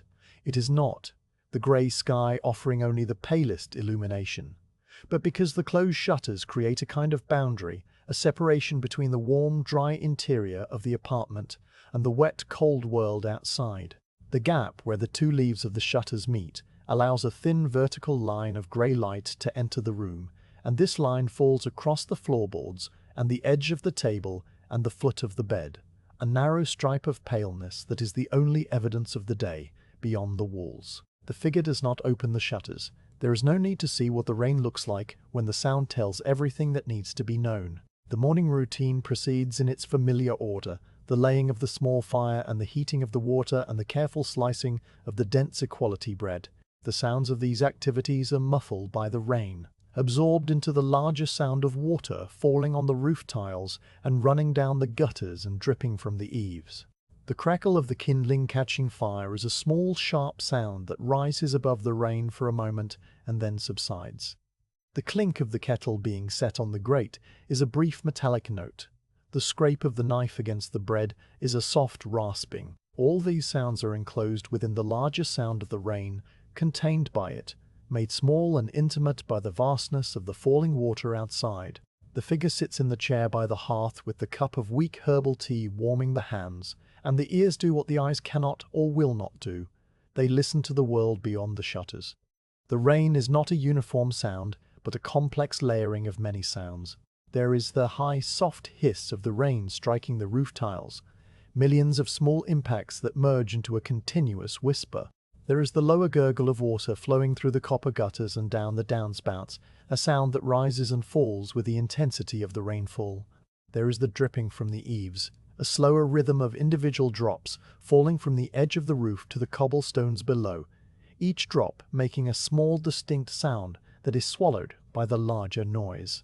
And beneath all these, there is the deeper sound of water running in the street, a low continuous rush that speaks of the channels carved between the stones and the small rivers that flow toward the gutters and the drains. The figure listens to this layered sound with the same patient attention that has been given to the spinning and the candle flame and the reading of decrees. There is no need to identify each component of the sound or to analyze it. The listening is simply a way of being present, of occupying the ears while the body rests and the mind drifts.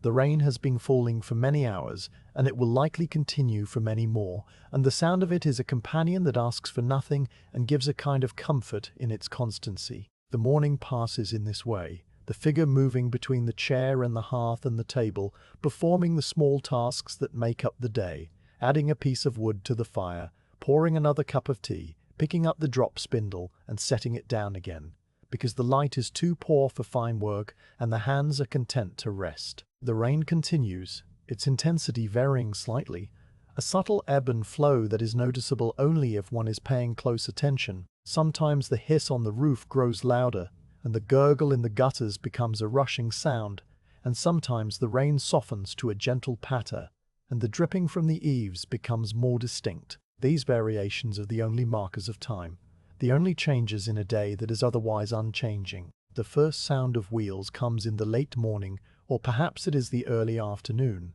There is no clock to mark the hour, and the grey light through the shutter gap does not shift enough to indicate the passage of time. The sound is distant at first, a low rumble that is almost lost beneath the rain, a vibration in the air that is felt in the floorboards before it is consciously heard.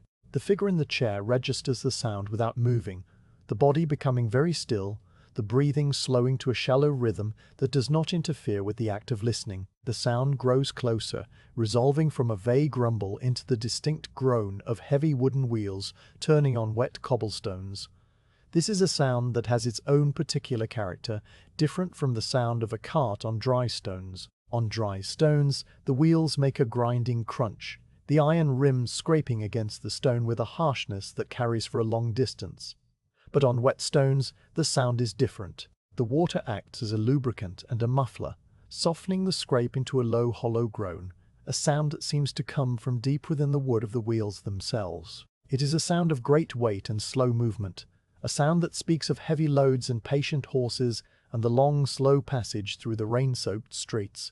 The figure in the chair does not rise to look through the gap in the shutters. There is no need to see what is making the sound. The sound itself tells everything that needs to be known. The groan of the wheels is accompanied by other sounds that fill out the picture in the mind. There is the clop of the horse's hooves on the wet stone, a sound that is muffled by the water and the softness of the hooves themselves, a dull thudding that is more felt than heard. There is the creak of the cart's wooden frame as it shifts and flexes under its load, a sound like the settling of old timbers but higher and more plaintive. There is the splash of the wheels passing through the deeper puddles, a sudden rush of displaced water that interrupts the steady groan with a brief liquid sound. And there is the jingle of the harness, the small metal fittings and buckles that clink and chime with each step of the horse, a delicate music that contrasts with the heaviness of the other sounds. The cart is not alone. There are other sounds that accompany its passage, sounds that are softer and more difficult to identify. There is the tread of feet walking alongside the cart, not the steady march of soldiers, but the slower, irregular steps of men who are simply walking, their own shoes making small splashes in the puddles. There is the murmur of voices, too low and too distant for the words to be understood, just the rise and fall of human speech, the tone flat and without emotion. And beneath all these sounds there is a quality of silence that surrounds the cart, a stillness that falls over the street in the moments before and after its passage. The usual small sounds of the neighborhood, the distant calls of vendors, the barking of dogs, the creak of other shutters seem to pause while the cart passes, as though the entire street is holding its breath. The figure in the chair understands this silence. It is not a silence of fear or anticipation, but a silence of respect, of acknowledgement, of the simple recognition that something solemn is passing. The cart is a tumbril, one of the carts that carry the condemned from the prisons to the Place de la Révolution, and its passage is a regular occurrence now, a part of the rhythm of the city like the ringing of the church bells used to be. The figure does not need to see the cart to know this. The sound of the wheels on the wet stone is enough, a sound that has become familiar over the months, a sound that is recognized as soon as it is heard. The cart passes directly below the window, and for a long moment the sound fills the room completely.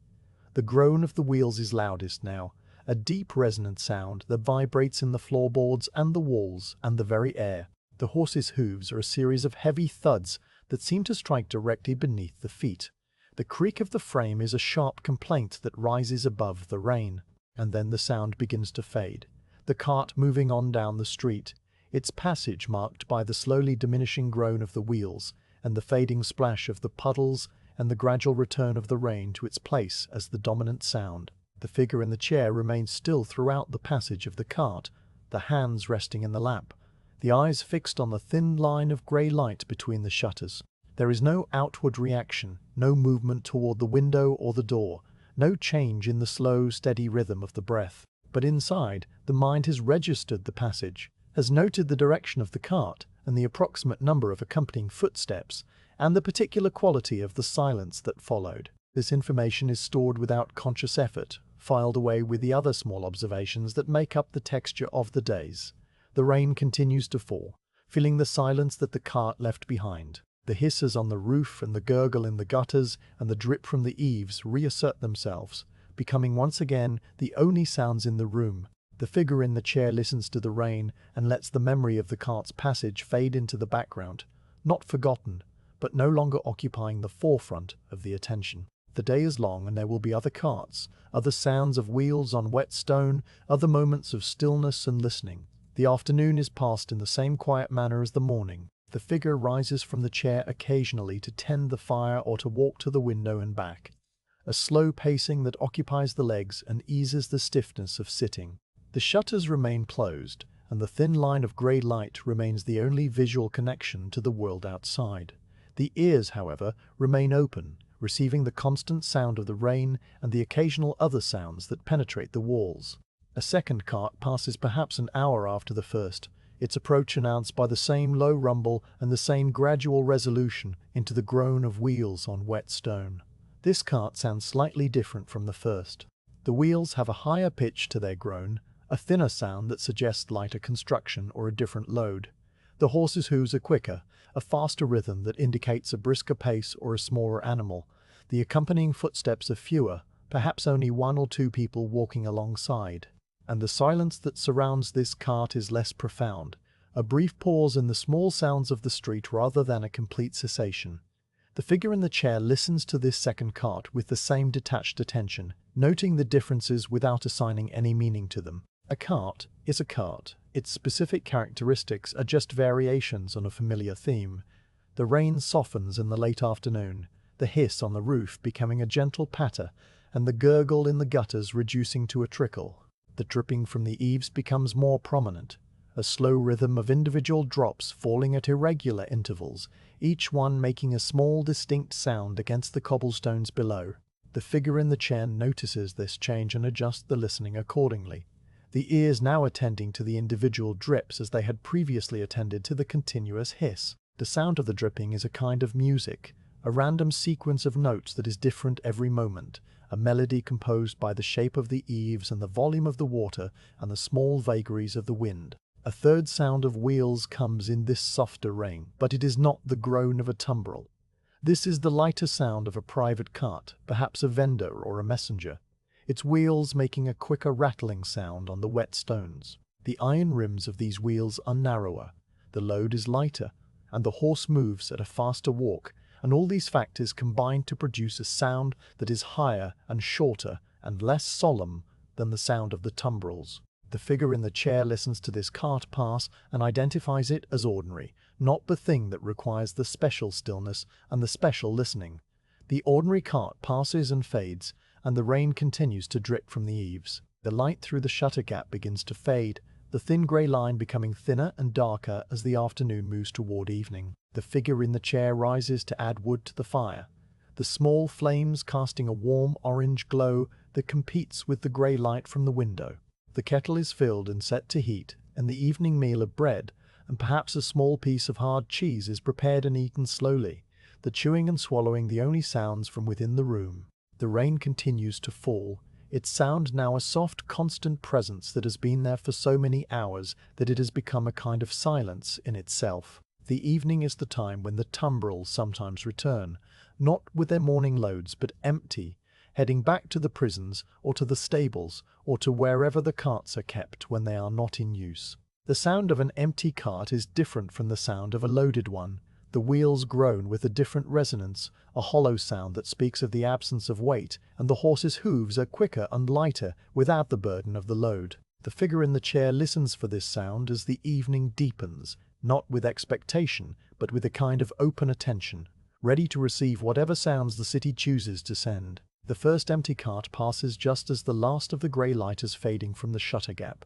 The groan of the wheels is higher and thinner, almost a whine in places, and the sound of the hooves is a quick staccato that fades rapidly as the cart moves down the street. There are fewer footsteps accompanying this cart, perhaps only the driver walking alongside the horse, and the voices are absent entirely. The cart passes quickly, its sound rising and falling in a shorter arc than the loaded carts of the morning, and then it is gone, leaving only the rain and the soft drip from the eaves. The figure in the chair listens to the fading sound and then returns the attention to the room. The candle has been lit, its small flame casting the familiar shadows on the walls and the ceiling. The embers in the hearth glow a steady orange, their warmth a gentle presence against the chill of the evening. The rain on the roof has settled into a soft, even patter, a sound that is conducive to sleep and to the slow drifting of the mind. The figure remains in the chair, the hands resting in the lap, the eyes half closed, listening to the rain and the occasional drip, and the distant sounds of the city settling into its night. A second empty cart passes perhaps an hour later, its sound barely audible above the rain. The wheels groan faintly, a distant echo of the heavier sounds of the morning, and the horse's hooves are a soft, quick rhythm that is almost lost in the patter on the roof. The figure hears this cart and lets it pass, the sound registering and then fading, leaving no trace in the mind.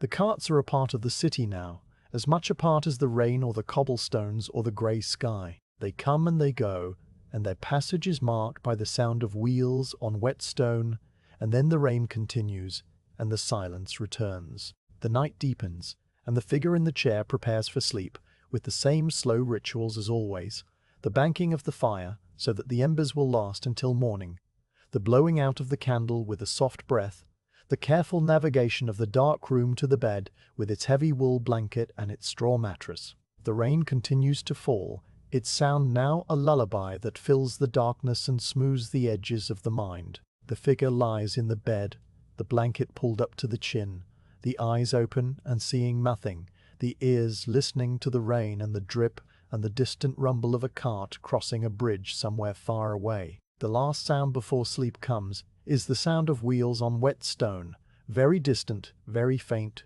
a low groan that rises and falls and then is swallowed by the rain. The figure hears this sound and does not react, the body already heavy with the approach of sleep, the mind already drifting into the soft darkness where sounds lose their meaning and become simply textures. The rain falls, the wheels turn, the city sleeps, and in the small room behind the closed shutters, the listener slips into the quiet of the night, the sound of the rain following into the dreams.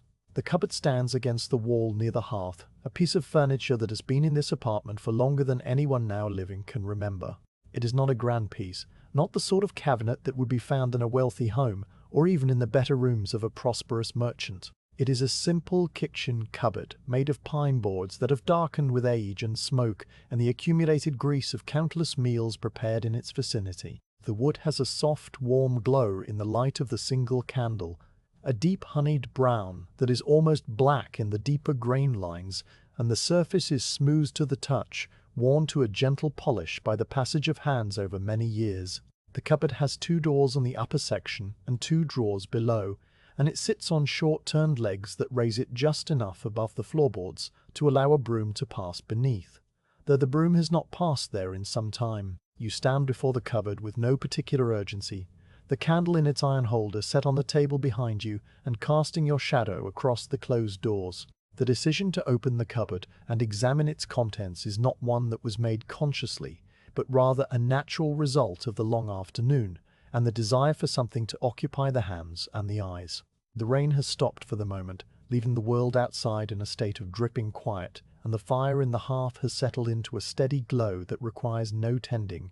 The day stretches ahead, a long, empty space of hours, and the cupboard with its collection of ordinary objects offers itself as a small territory to be explored. Your hand reaches out and takes hold of the small iron latch that keeps the right-hand door closed. The latch is cool to the touch, and shows spots of rust around the edges where the black finish has worn away, and it lifts easily with a soft click that is satisfying in its precision. The door swings open on hinges that protest with a low creak, a sound that is familiar and expected. The voice of the cupboard announcing itself. The interior is dark, the candlelight from behind you penetrating only a little way into the recesses, and you must lean slightly to one side to allow the light to fall across the shelves. The first thing the light finds is the earthenware pot that sits on the middle shelf, pushed toward the back where it has been for many months. You reach in and take it carefully with both hands, lifting it from its place and bringing it out into the full light of the room. The pot is a simple piece of pottery, made of the local red clay that is found in the river valleys south of Paris, and it has been fired to a warm terracotta color that is darker on one side where the kiln's heat was more intense. The glaze that covers the inside and the upper portion of the outside is a pale yellowish brown, the color of cream that has been left too long near the fire, and it is crazed with a fine network of tiny cracks that have formed over years of use and washing. These cracks are not flaws, they are the map of the pot's history, a record of the many times it has held hot soup or cool water or the morning's milk. You turn the pot slowly in your hands, feeling its weight and its balance. It is heavier than it looks, the thick walls of clay giving it a solidity that is reassuring. The bottom is unglazed and shows the concentric rings left by the potter's fingers as he pulled the clay upward on the wheel, spiraling grooves that are rough to the touch and still bear the faint reddish dust of the clay itself. The rim is slightly uneven, a gentle wave that indicates the pot was shaped by a hand that was skilled but not mechanical, a human hand that worked quickly and with confidence, but without the dead precision of a machine. There is a small chip in the rim, a crescent-shaped divot that exposes the darker clay beneath the glaze, and the edge of this chip is smooth now, worn down by time and handling so that it no longer presents a sharp edge to the lip or the finger. The history of the pot is not written down anywhere, but you can read it in the object itself. It was made by a potter whose name you do not know, in a village whose name you have never heard.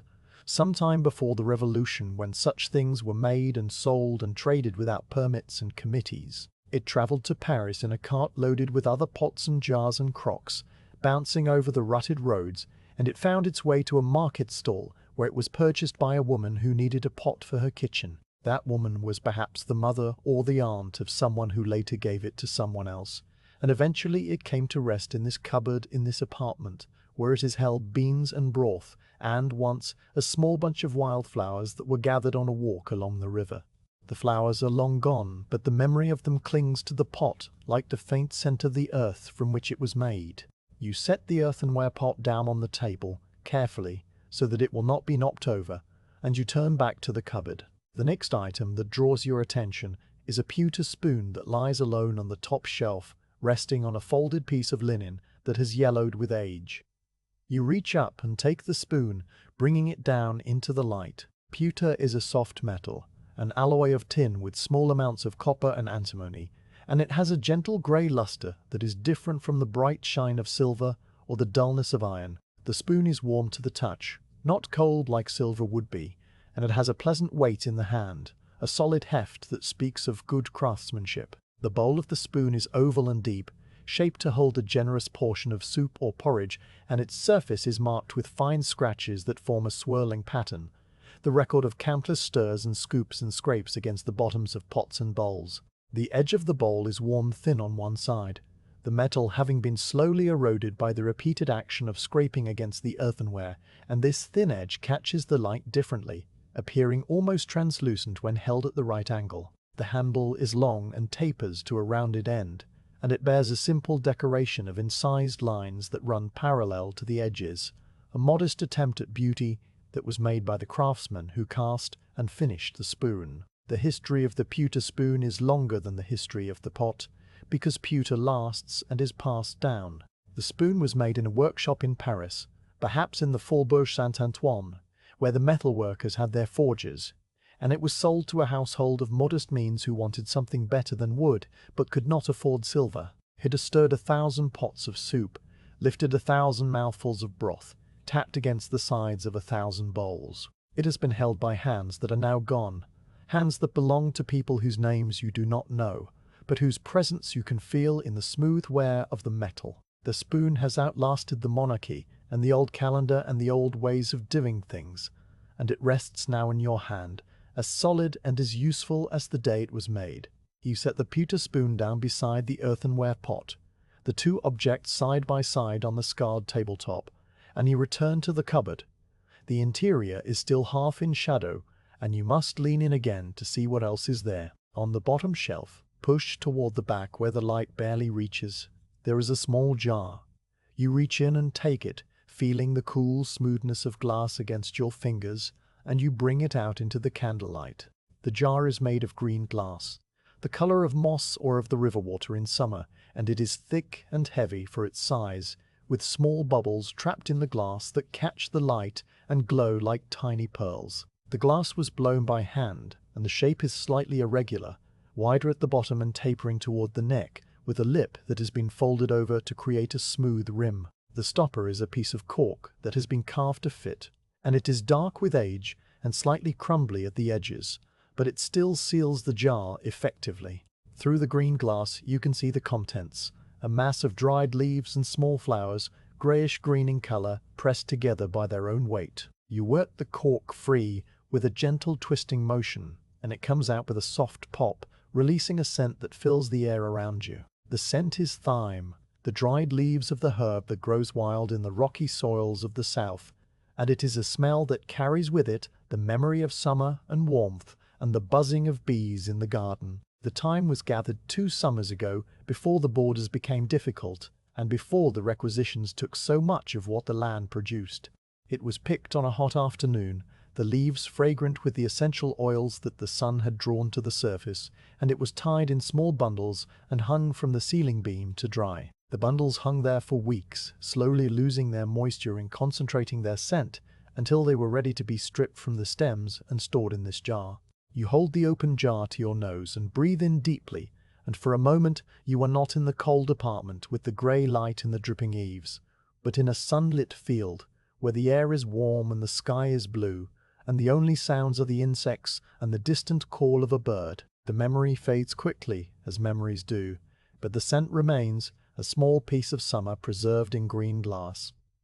You replace the cork, pressing it firmly into the neck of the jar, and you set the jar on the table beside the pot and the spoon. The cupboard still holds more, and you turn back to it with the patience of someone who has nowhere to go and nothing urgent to accomplish.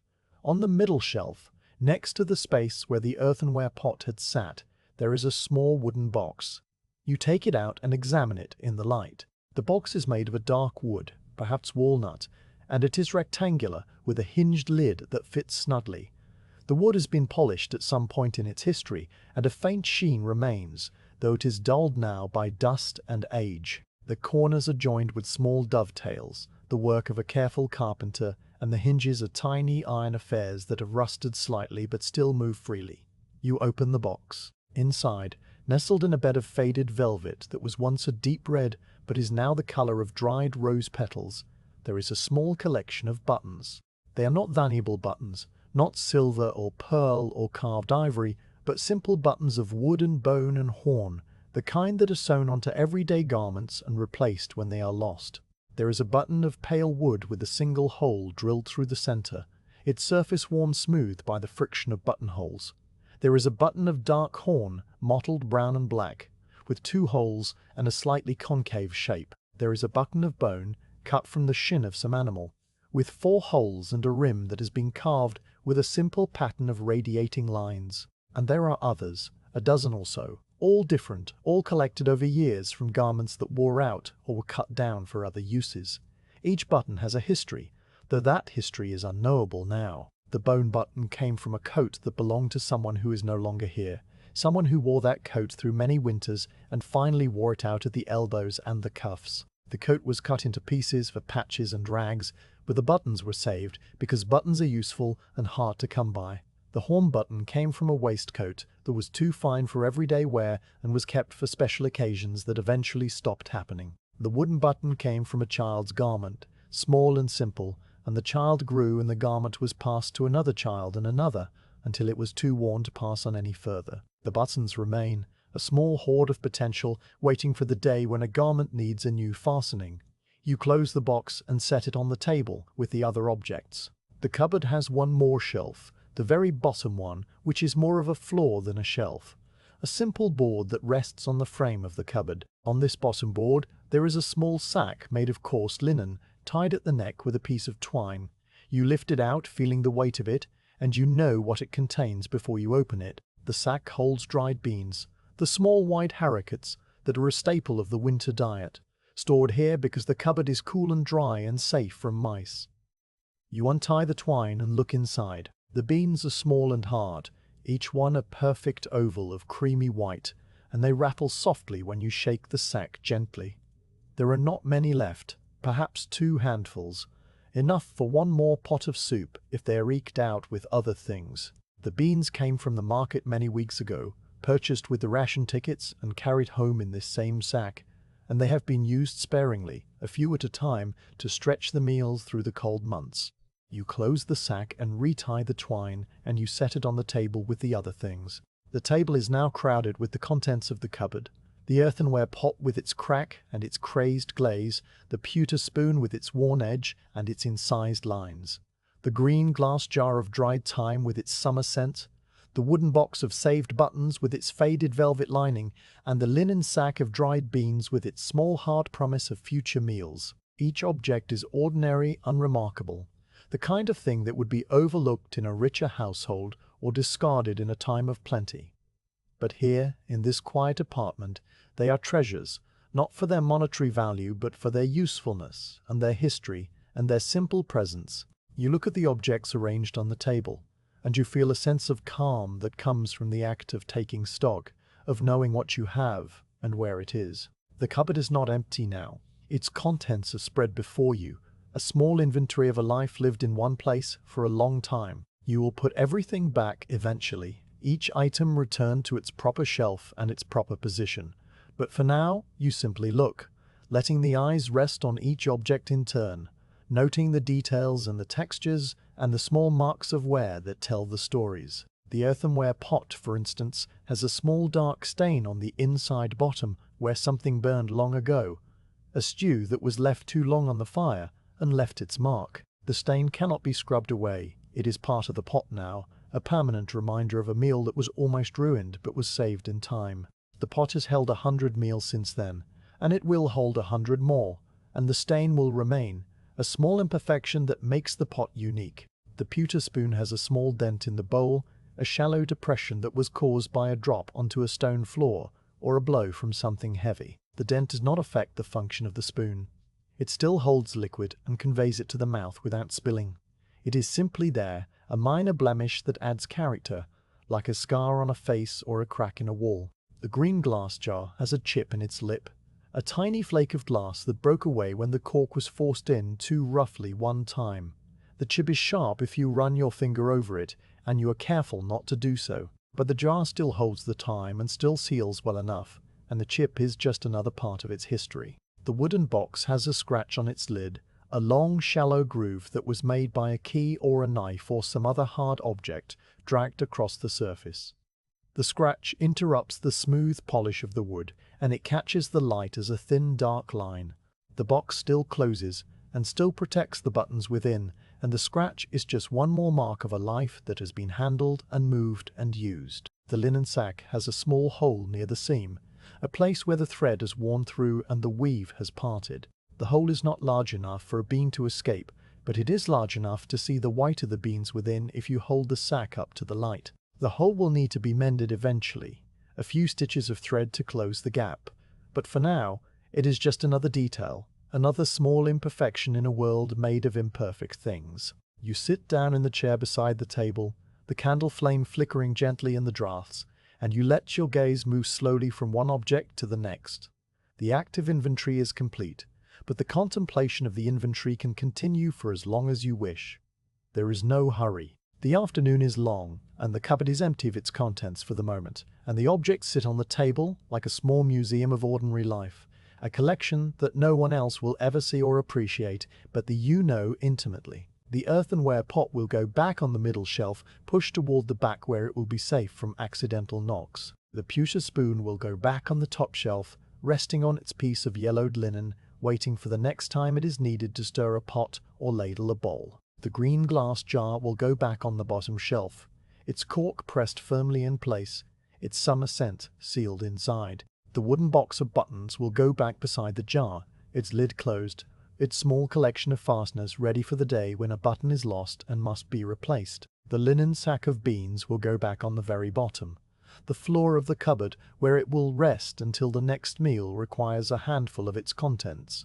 You will put them back, but not yet. For now, you simply sit and look, the candle burning slowly on the table, the fire glowing in the hearth, the rain beginning again outside with a soft patter on the roof. The objects sit in their temporary arrangement, and you sit with them, and the afternoon passes in the quiet contemplation of the small and the ordinary, and the enduring things that fill a cupboard and a life. The hearth is the center of the apartment, the fixed point around which the small routines of the day arrange themselves like iron filings around a lodestone. It is not a grand fireplace, not one of those carved stone monuments that grace the salons of the wealthy with their marble mantels and their ornate andirons. It is a simple opening in the wall, framed by plain blocks of limestone that have been blackened by decades of smoke, and its dimensions are modest, wide enough to accommodate a small iron grate and a single pot, deep enough to hold a few pieces of split wood and a bank of embers, tall enough that the smoke finds its way up the flue without filling the room. The hearth is cold when you rise in the morning, the ashes from the previous night's fire a soft grey mound that retains no warmth, and the first act of the day is always the same, the remaking of the fire. You kneel before the hearth on the cold floorboards, the wool of your dress cushioning your knees only slightly against the hard wood, and you begin the ritual of laying the fire. The kindling basket sits to the left of the hearth, a low, wide container woven of willow with these that have begun to splinter at the edges, and you reach into it with both hands to gather the materials you will need. The kindling itself is a collection of small dry things, twigs gathered from the courtyard when the weather permits, slivers of pine that were split from a larger log, a handful of wood shavings saved from the time the neighbor repaired his chair, and a few crumpled scraps of paper that are too printed to be safely kept, but too useful as tinder to be thrown away. The paper is from old almanacs and broadsheets, the ink faded and the words no longer relevant, and it catches a spark better than anything else. You arrange the tinder first, a loose nest of the crumpled paper and the finest wood shavings placed directly on the bed of cold ashes in the center of the hearth. The paper crackles softly as you shape it, a dry sound that promises flame. Around this nest, you build a small structure of the thinnest twigs, leaning them against one another in a cone that leaves space for air to circulate. Air is as important as fuel. A fire that cannot breathe will smolder and die, filling the room with smoke and frustration. The twigs are dry and brittle, their bark peeling in small curls, and they snap cleanly when you break them to the right length. Above the twigs, you arrange slightly thicker sticks, the kind that will catch once the smaller wood is burning well and will sustain the flame long enough to ignite the split log. The split log is the heart of the fire, the piece of wood that will provide the lasting heat and the bed of embers that will warm the room through the morning. You select it carefully from the covered bucket near the door, turning over the pieces to find one that is the right size, not so large that it will smother the young flames, not so small that it will burn away too quickly.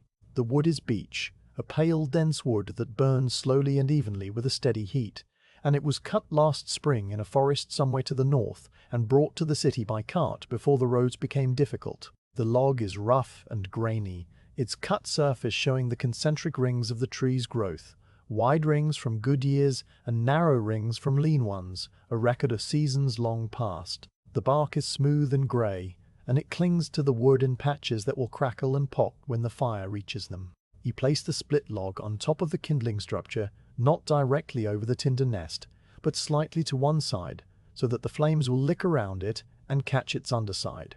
The placement is a matter of judgment, learned over many mornings of trial and error, and you adjust the log slightly until it sits in a way that feels right. The fire is laid, a small architecture of wood and paper and air, and it waits only for the spark that will bring it to life. Flint and steel rest on the mantel, the same curved piece of iron and sharp-edged flint that you use every morning, and you take them down and settle into a comfortable position before the hearth.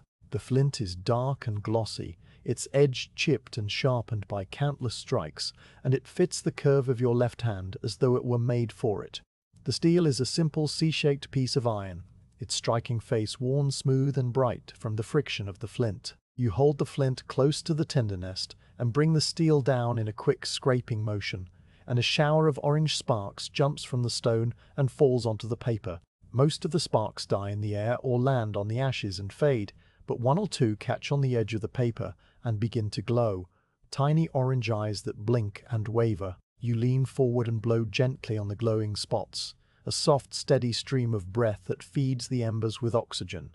The paper darkens and curls, and a small flame appears, a yellow tongue that licks at the edge of the shavings and then spreads to the twigs. The sound of the fire catching is a soft crackling, a rapid series of small pops and snaps as the dry wood heats and the trapped moisture turns to steam and escapes. The flame grows, climbing the cone of twigs and reaching for the thicker sticks above, and the light in the room changes, the cold grey of the morning giving way to a warm orange glow that paints the walls and the ceiling and your face. You watch the fire establish itself, a quiet vigilance that requires no action but a steady attention. The flames must be allowed to grow strong enough to ignite the split log, but they must not be smothered by too much fuel or too little air. If the fire begins to falter, you will add another twig or adjust the position of the log, small interventions that keep the process moving toward its goal. But this morning, the fire catches well, the flames finding their way around the log and beginning to lick at its underside, and you can sit back on your heels and let it burn. The warmth of the fire begins to reach you, a gentle radiation that touches your face and your hands and the front of your dress. The rest of the room remains cold, the walls and the floor and the air beyond the immediate vicinity of the hearth still carrying the chill of the night.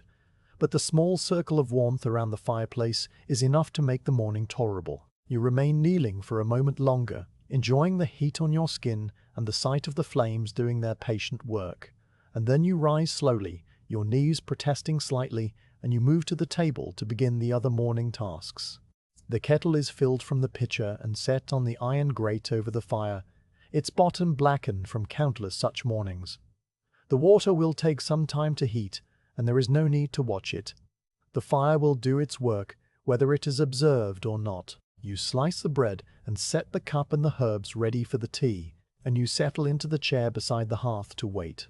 The fire crackles and pops, the flames dancing around the log, and the sound of it fills the room with a companionable noise that is different from the silence of the rain. The log catches fully after a time, its underside glowing red and then bursting into flame, and the fire settles into a steady burn.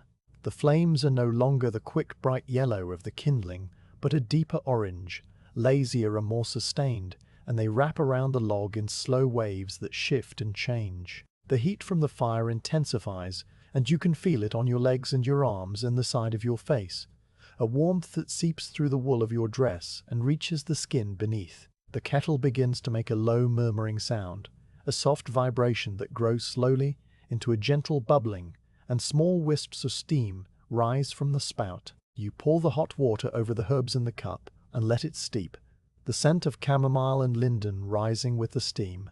The first sip is a small warm moment in the cold morning, and you hold the cup in both hands, feeling the heat transfer from the earthenware to your palms. The fire burns on, consuming the log at a slow and steady rate, and you sit and drink your tea and watch the flames.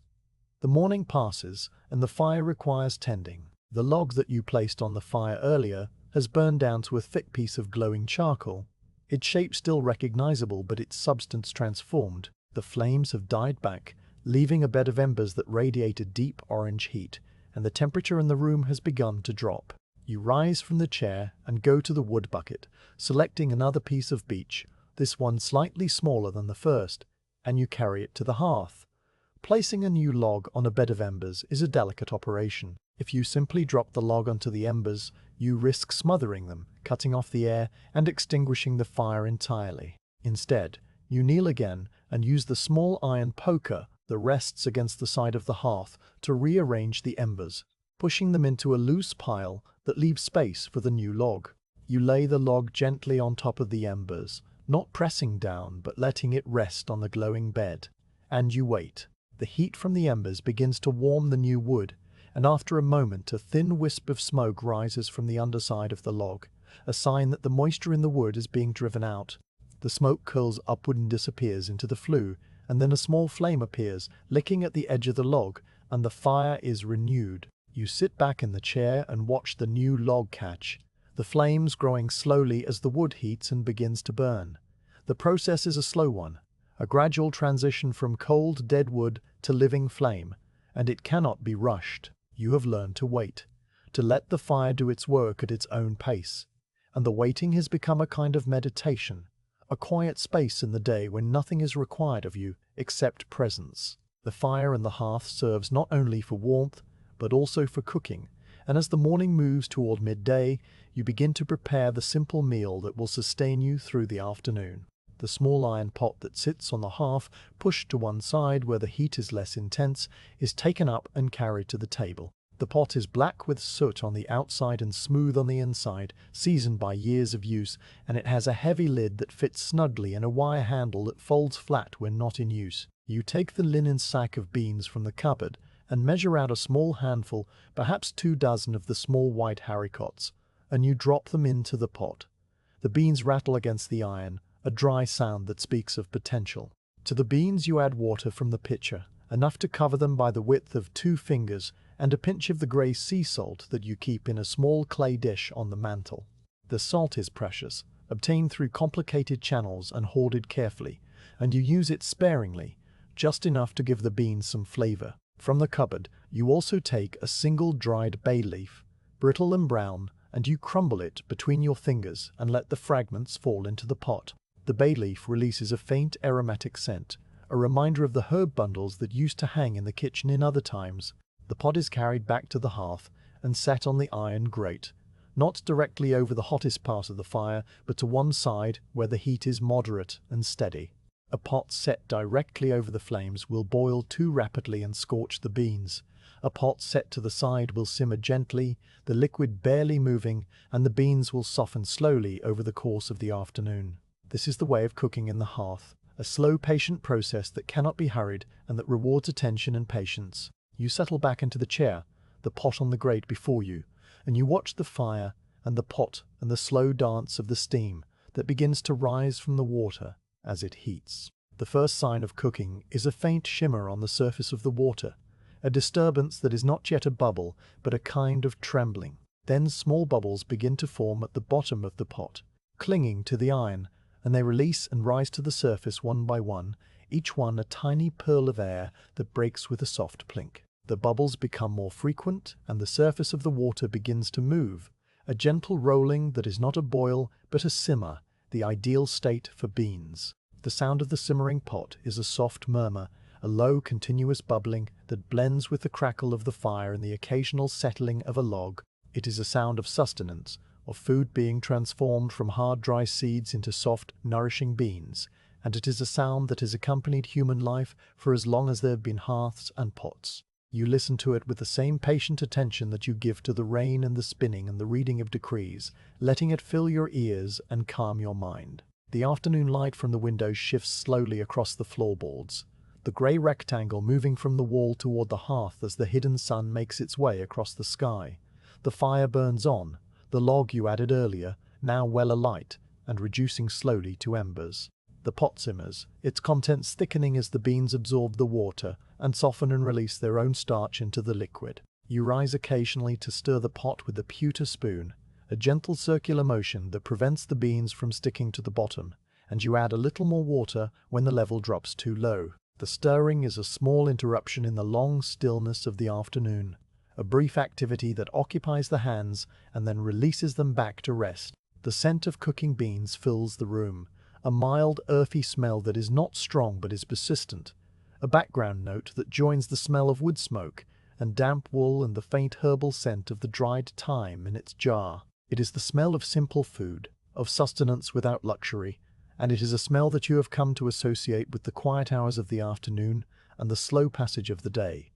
The fire requires tending again as the afternoon wears on. The log has burned down to a glowing mass of embers, and the heat from the hearth has diminished. You rise and select another piece of wood, this one a bit of scrap that was salvaged from a broken crate, a rough piece of pine that is full of resin and will burn quickly but hotly. You lay it on the embers and watch it catch, the resin sizzling and popping as it ignites, small sparks flying up the flue. The pine burns with a bright yellow flame and a sharp, pleasant smell, and it gives a quick burst of heat that raises the temperature in the room for a short while. The beans are done when they are soft enough to crush between your fingers, their skins splitting and their interiors creamy and tender. You test them with the tip of the spoon, lifting one bean from the pot and pressing it against the side, and it yields easily, a sign that the cooking is complete.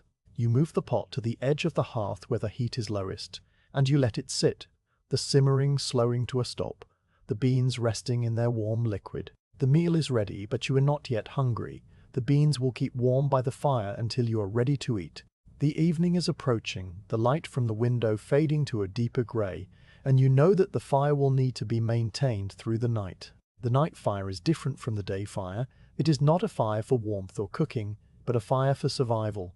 A small bank of embers that will keep the room from freezing and provide a bed of coals from which the morning fire can be reborn. You select a large piece of beech from the bucket, the biggest you have, a solid chunk of wood that will burn slowly for many hours, and you set it aside to be added later. The evening meal is a simple affair, a bowl of the beans, their liquid thickened into a modest broth, eaten with a slice of the dense equality bread. You sit in the chair by the hearth, the bowl warm in your hands, and you eat slowly, spooning the beans one by one, chewing the bread carefully. The fire burns beside you, its flames low and steady, and the room is quiet except for the soft sounds of your eating and the crackle of the wood.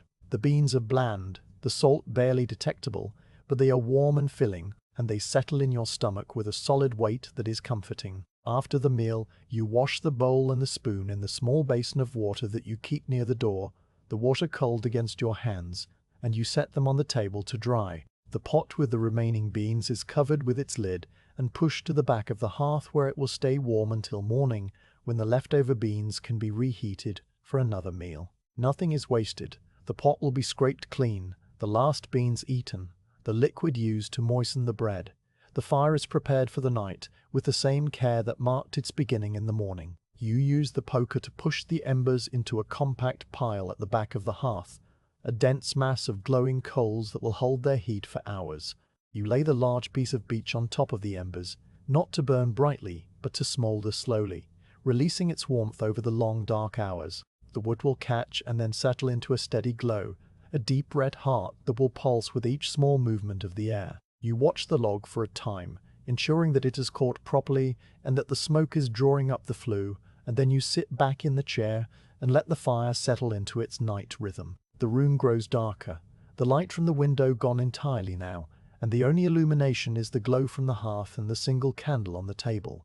You sit in the chair, the shawl wrapped around your shoulders, your hands resting in your lap, and you watch the fire burn. The flames have died back, leaving the log as a dark shape with a glowing underbelly, a slow combustion that is almost invisible, but that radiates a gentle, steady warmth. The fire will burn like this for hours, a quiet companion in the darkness, and you will sit with it until your eyes grow heavy and the cold beyond the circle of warmth becomes too insistent to ignore. The routine of the hearth is a simple one, repeated day after day without variation.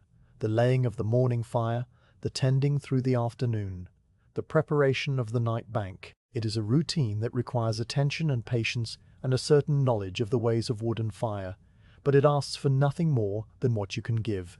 In return, it provides warmth and sustenance, and a fixed point in a world that has become unfixed. A small flame that burns steadily while the larger fires of the city burn in ways that are beyond your control. You sit in the chair and watch the embers blow, and you are grateful for this small fire, this simple hearth, this quiet routine that fills the hours and keeps the cold at bay. The fire in the hearth has been banked for the night, the embers pushed into a compact mound at the back of the fireplace and covered with a thin layer of ash that will hold the heat until morning. The room is dark now, darker than it has been all day, because the candle on the table has been extinguished with a soft breath that sent a thin trail of smoke curling toward the ceiling and left only the faintest glow from the hearth to suggest the shapes of things. You stand in the middle of the room, your feet finding the familiar floorboards by memory, and you begin the slow ritual of preparing for sleep. The first act of this ritual is the removal of the day's clothing, a process that is performed in near complete darkness with the hands serving as the eyes. The shawl is unpinned from the shoulders and allowed to fall into a soft heap on the chair, its wool still warm from the heat of your body and the fire. The short jacket is unbuttoned, each wooden button passing through its loop with a small resistance that is familiar to the fingers, and the jacket is laid over the back of the chair where it will air through the night. The wool dress is lifted over the head, a motion that requires the arms to rise and the fabric to slide against the skin of the face and the hair, and it too is draped over the chair. its weight settling into the shape it has held all day. Beneath the dress, there is only the linen shift, a simple garment of unbleached linen that reaches to the knees and has been washed so many times it is as soft as worn paper. The linen shift will be worn through the night, a thin layer between the skin and the heavier bedding, and you run your hands over it now, feeling the texture of the fabric and the warmth of your own body beneath. The linen is cool where it has been exposed to the air and warm where it has been pressed against your skin, and the contrast is a small sensation in the darkness. The weave of the fabric is loose enough to admit the air, but tight enough to provide a modest covering, and the threads are irregular, some thicker and some thinner, the product of a hand loom rather than a factory. There is a small tear near the hem, a rip that happened months ago and was mended with tiny stitches that you can feel as a slight ridge under your fingertips, and the mend has held through many washings. The bed stands against the wall opposite the hearth, a simple wooden frame that holds a straw mattress and a collection of bedding that has been accumulated over years. You cross the room in the darkness, your bare feet finding the floorboards with each step, and the wood is cold against your soles. The floorboards have their own texture, a landscape of smooth, worn areas and rough patches, and the slight ridges where one board meets the next. And you navigate this terrain without thought, your feet remembering the way. The board near the foot of the bed has a small splinter that has risen over time, a thin sliver of pine that catches at the skin if you step on it wrong, and you avoid it automatically, stepping to the left where the wood is smooth. The bed is a low shape in the darkness, a rectangle of deeper shadow against the wall, and you reach out to touch the bedding that waits there. The first layer is a linen sheet, old and soft and cool to the touch, its surface smooth except for a few thin places where the weave has worn and the threads are beginning to separate. The sheet has been on the bed for many nights, and it carries the faint scent of your body and the wool blanket and the room itself, a smell that is not unpleasant but simply familiar, the smell of sleep and rest and the long quiet hours. You lift the sheet and the blanket together, creating an opening, and you slide your legs into the space beneath, the cool linen brushing against your skin. The mattress beneath you is a straw tick, a large sack of coarse linen filled with the dried stems of wheat or rye, and it rustles softly as you settle your weight onto it. The straw has been compressed over many nights into a shape that conforms to your body, a shallow depression where your hips and shoulders rest, and it offers a modest cushion against the hard slats of the bed frame. The rustling sound is a familiar one, a soft, dry whispering that accompanies every movement, and it fades as you grow still, the straw settling into its nighttime arrangement. The mattress smells faintly of the field where the straw was harvested, a dusty, earthy scent that is strongest near the pillow where your face rests. The pillow is a smaller sack of the same coarse linen, stuffed with more straw and a few handfuls of dried lavender that were added long ago and have long since lost their fragrance, but still provide a slight texture. You adjust the pillow under your head, finding the spot where the straw is most evenly distributed and the support is most comfortable, and you let your head sink into it. The pillowcase is linen, softer than the mattress ticking, and it has been washed recently enough that it still holds a faint clean smell beneath the other scents of the bed. The edge of the pillowcase is trimmed with a simple hem, and you can feel the ridge of the folded fabric against your cheek. The wool blanket is the heaviest layer, the same brownish blanket that covers you every night, and you pull it up to your chin, feeling its weight settle over your body. The blanket is thick and coarse, woven from the fleece of local sheep, and it is warm in a way that goes beyond temperature, a weight that presses down and holds you in place. The wool is scratchy against the bare skin of your neck and chin, but the linen shift protects the rest of your body, and the slight irritation is a familiar part of the nighttime landscape. The blanket smells of lanolin and wood smoke and the long accumulation of nights, a deep and complex scent that is the smell of safety and rest. Over the wool blanket there is a quilt, a patchwork of scraps that was made many years ago by hands that are no longer here. The quilt is not needed for warmth on most nights because the wool blanket is sufficient, but it adds another layer of weight and texture, and you like the feel of it under your hands. The patches are a collection of fabrics, faded wool from old garments, soft linen from worn-out shifts, a few pieces of printed cotton that were once bright but have faded to muted browns and blues. The stitches that hold the patches together are small and even, a running stitch that creates a subtle pattern of lines across the surface, and you can trace these lines with your fingertips in the darkness. The quilt is a map of the past, each patch a remnant of a life that was lived and warm and finally reduced to this small square of fabric, and lying under it is like lying under the weight of memory. You settle into the bed, your body finding its familiar position, on your side with your knees slightly drawn up and your hands tucked near your chest. The darkness is complete now, the faint glow from the hearth hidden by the angle of the bed and the position of your body, and you cannot see anything at all. This darkness is not frightening. It is a familiar darkness, the darkness of this room and this bed and these nights, and it wraps around you like another layer of bedding. Your eyes are open, but they might as well be closed, because there is no difference between the darkness behind your eyelids and the darkness of the room. The sounds of the night are the same as always, the soft settling of the embers in the hearth, a tiny crackle, and the shift of ash that comes at irregular intervals, and the distant sounds of the city that filter through the walls and the shutters. The rain has stopped, leaving only the drip from the eaves, a slow rhythm that is irregular enough to keep the ear from becoming accustomed to it. Each drip is a small, distinct sound, a soft plink against the cobblestones below, and the spaces between the drips are filled with a silence that is not empty, but full of the presence of the room and the building and the city. You listen to the drips and the silence, letting them carry you towards sleep. But sleep does not come immediately, and you know from long experience that it is better not to chase it.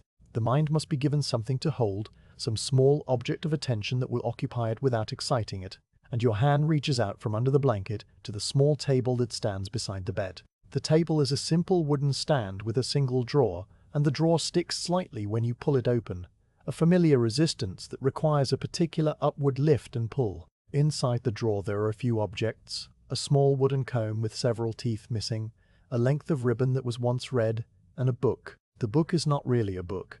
It is an almanac, a small volume of printed pages, bound in a cover of thin leather that is worn soft and shiny with handling. The almanac was printed in 1788, the year before the Revolution began, and its pages contain the kind of information that was useful then: the phases of the moon and the rising and setting of the sun, the dates of fairs and markets, predictions of the weather based on ancient rules, and small bits of practical advice about planting and harvesting and the care of livestock. The information is no longer accurate or relevant. The fairs have been cancelled and the markets regulated, and the old calendar replaced by the new one with its 10-day weeks and its renamed months. But the almanac is kept not for its information, but for its physical presence, for the comfort of its familiar weight and texture. You take the almanac from the drawer and bring it under the blanket with you, holding it in both hands. The leather cover is smooth and warm from being stored inside the drawer, and it has a soft, supple feel that comes from years of handling. The edges of the cover are worn, the leather rubbed away to reveal the board beneath, and the corners are rounded and soft. The spine is cracked. The thin leather splits along the fold, and the stitching that holds the pages together is visible as a series of small white threads that have yellowed with age. You run your fingers over the cover, feeling the smoothness and the wear and the faint impression of the title that was once stamped in gold, but has long since faded to a ghost of its former self. You open the almanac, not to read it. There is no light to read by, and you have read its pages so many times that you know them by heart anyway, but to feel the pages, to experience the texture of the old paper and the familiar layout of the text.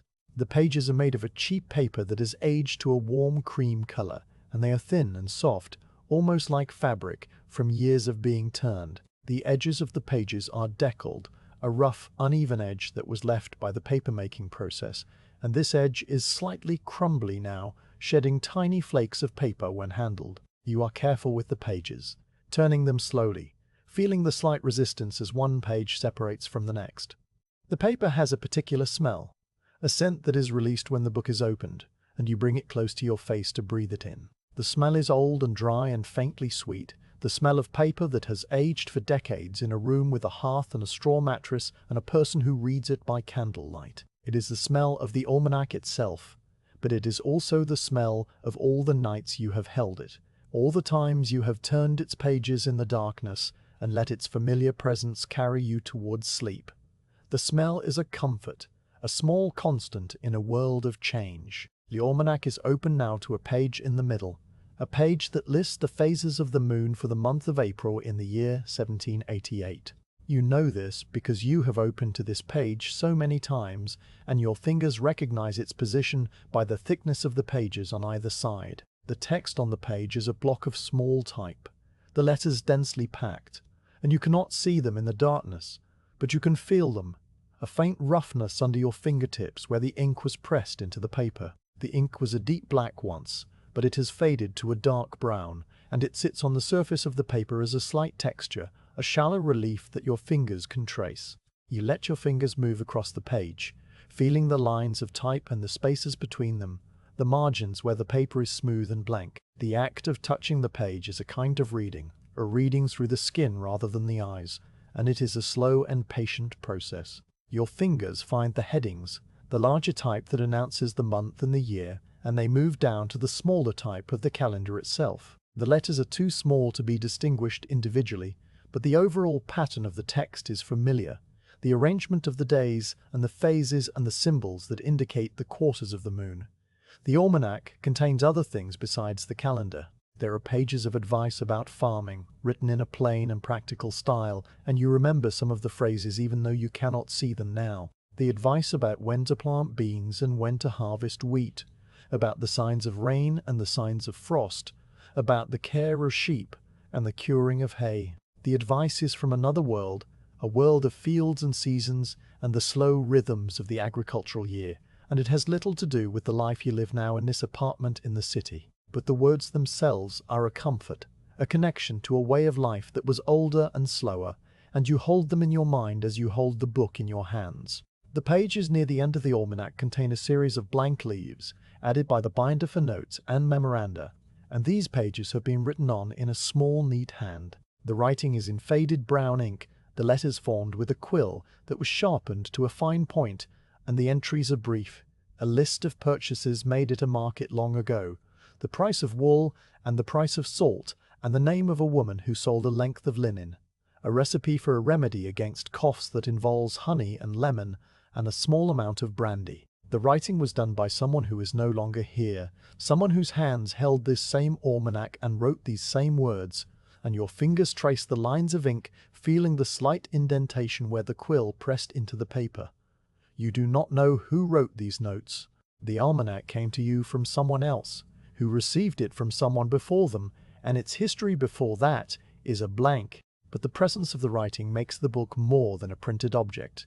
It is a record of a life, a small window into the daily concerns of someone who lived and worried about the price of wool and the coming of a cough. And holding it in the darkness, feeling the pages and the writing and the warm leather cover, you feel a connection to that unknown person, a sense that the small things endure while the large things pass away. The almanac is closed gently, the pages pressed together, and it is returned to the drawer with the same careful motion that retrieved it.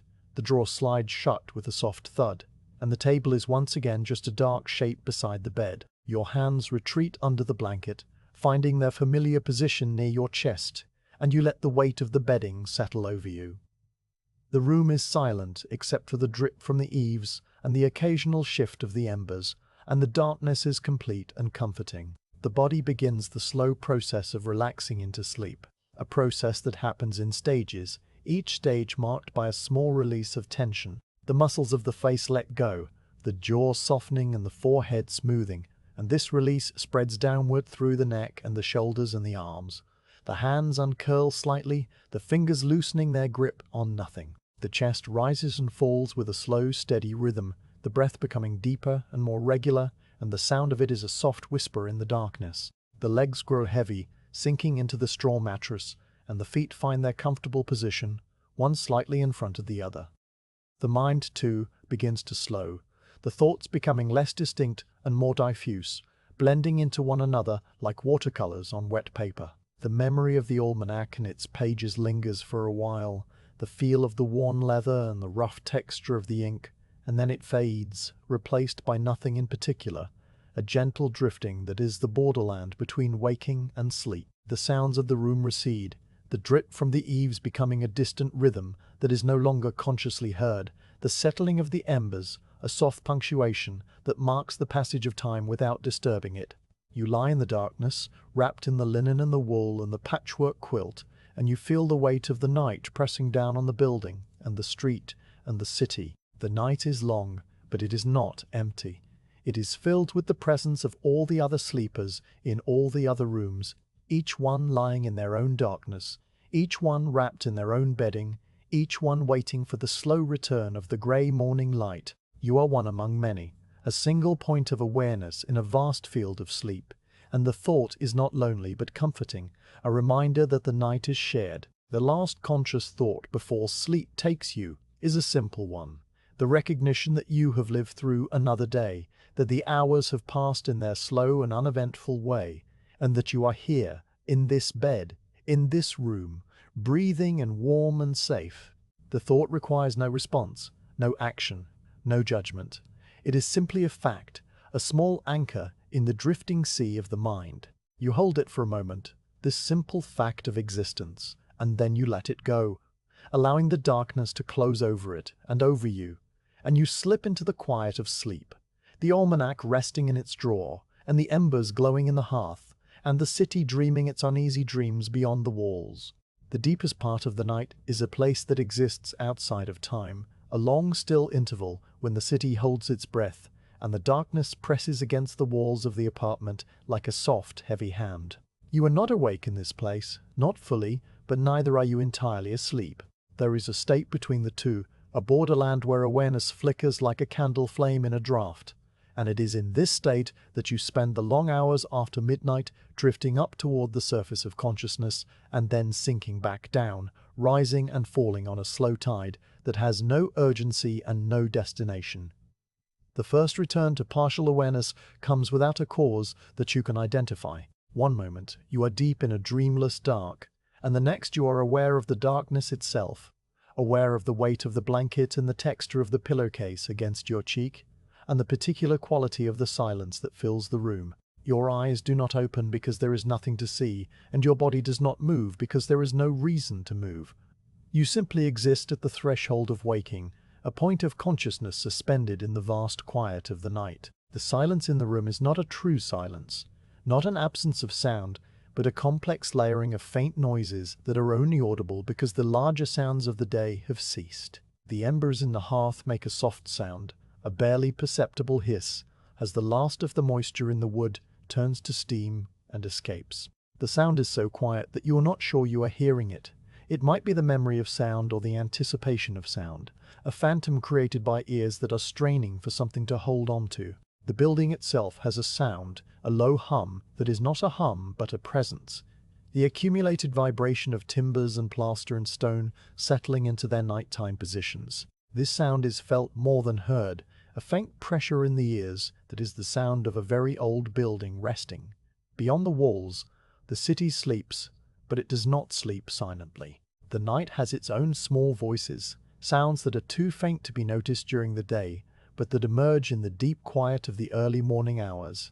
There is the distant bark of a dog, many streets away, a single sharp sound that is not repeated, and it fades into the darkness as though it had never been. There is the soft scurry of a rat in the alley below, a rapid scratching of claws on stone that lasts for a few seconds and then stops. There is the creak of a shutter somewhere in the building, moved by a gust of wind that you did not feel, a low groaning sound that rises and falls and then subsides.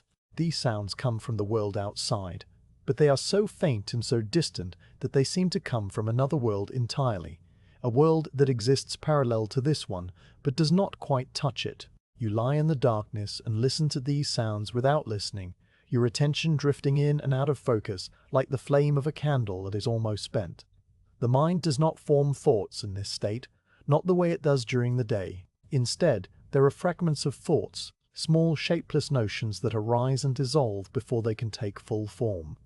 The memory of the almanac in its drawer surfaces for a moment, the feel of the worn leather and the rough texture of the pages, and then it fades. The image of the grey sky through the shutter gap appears, a flat pale rectangle that is not quite a colour, and it too fades. The sound of the rain that fell all day, the steady hiss on the roof tiles, echoes in the memory and blends with the present silence, until you are not sure if it is still raining or if the rain has stopped. The rain has stopped. You know this because the drip from the eaves has changed its rhythm. During the rain, the drip was a steady pulse, a rapid sequence of drops that blurred into a continuous sound. Now the drip is slower, each drop separated by a long pause, the sound of residual water finding its way down from the gutters and the roof tiles. The drips fall at irregular intervals, and you find yourself waiting for the next one, your attention caught by the small anticipation of the sound. The pause stretches and you begin to think that the dripping has stopped entirely, and then another drop falls, a soft plink against the cobblestones, and the waiting begins again. This cycle of sound and silence and anticipation is a kind of lullaby, a slow rhythm that pulls you back down towards sleep. The second return to awareness comes later, though you cannot say how much later because time in the deep night is not measured in hours or minutes, but in the slow shifting of the darkness and the gradual accumulation of small changes. You are aware of the cold now, a gentle cold that has crept into the room despite the banked embers in the hearth.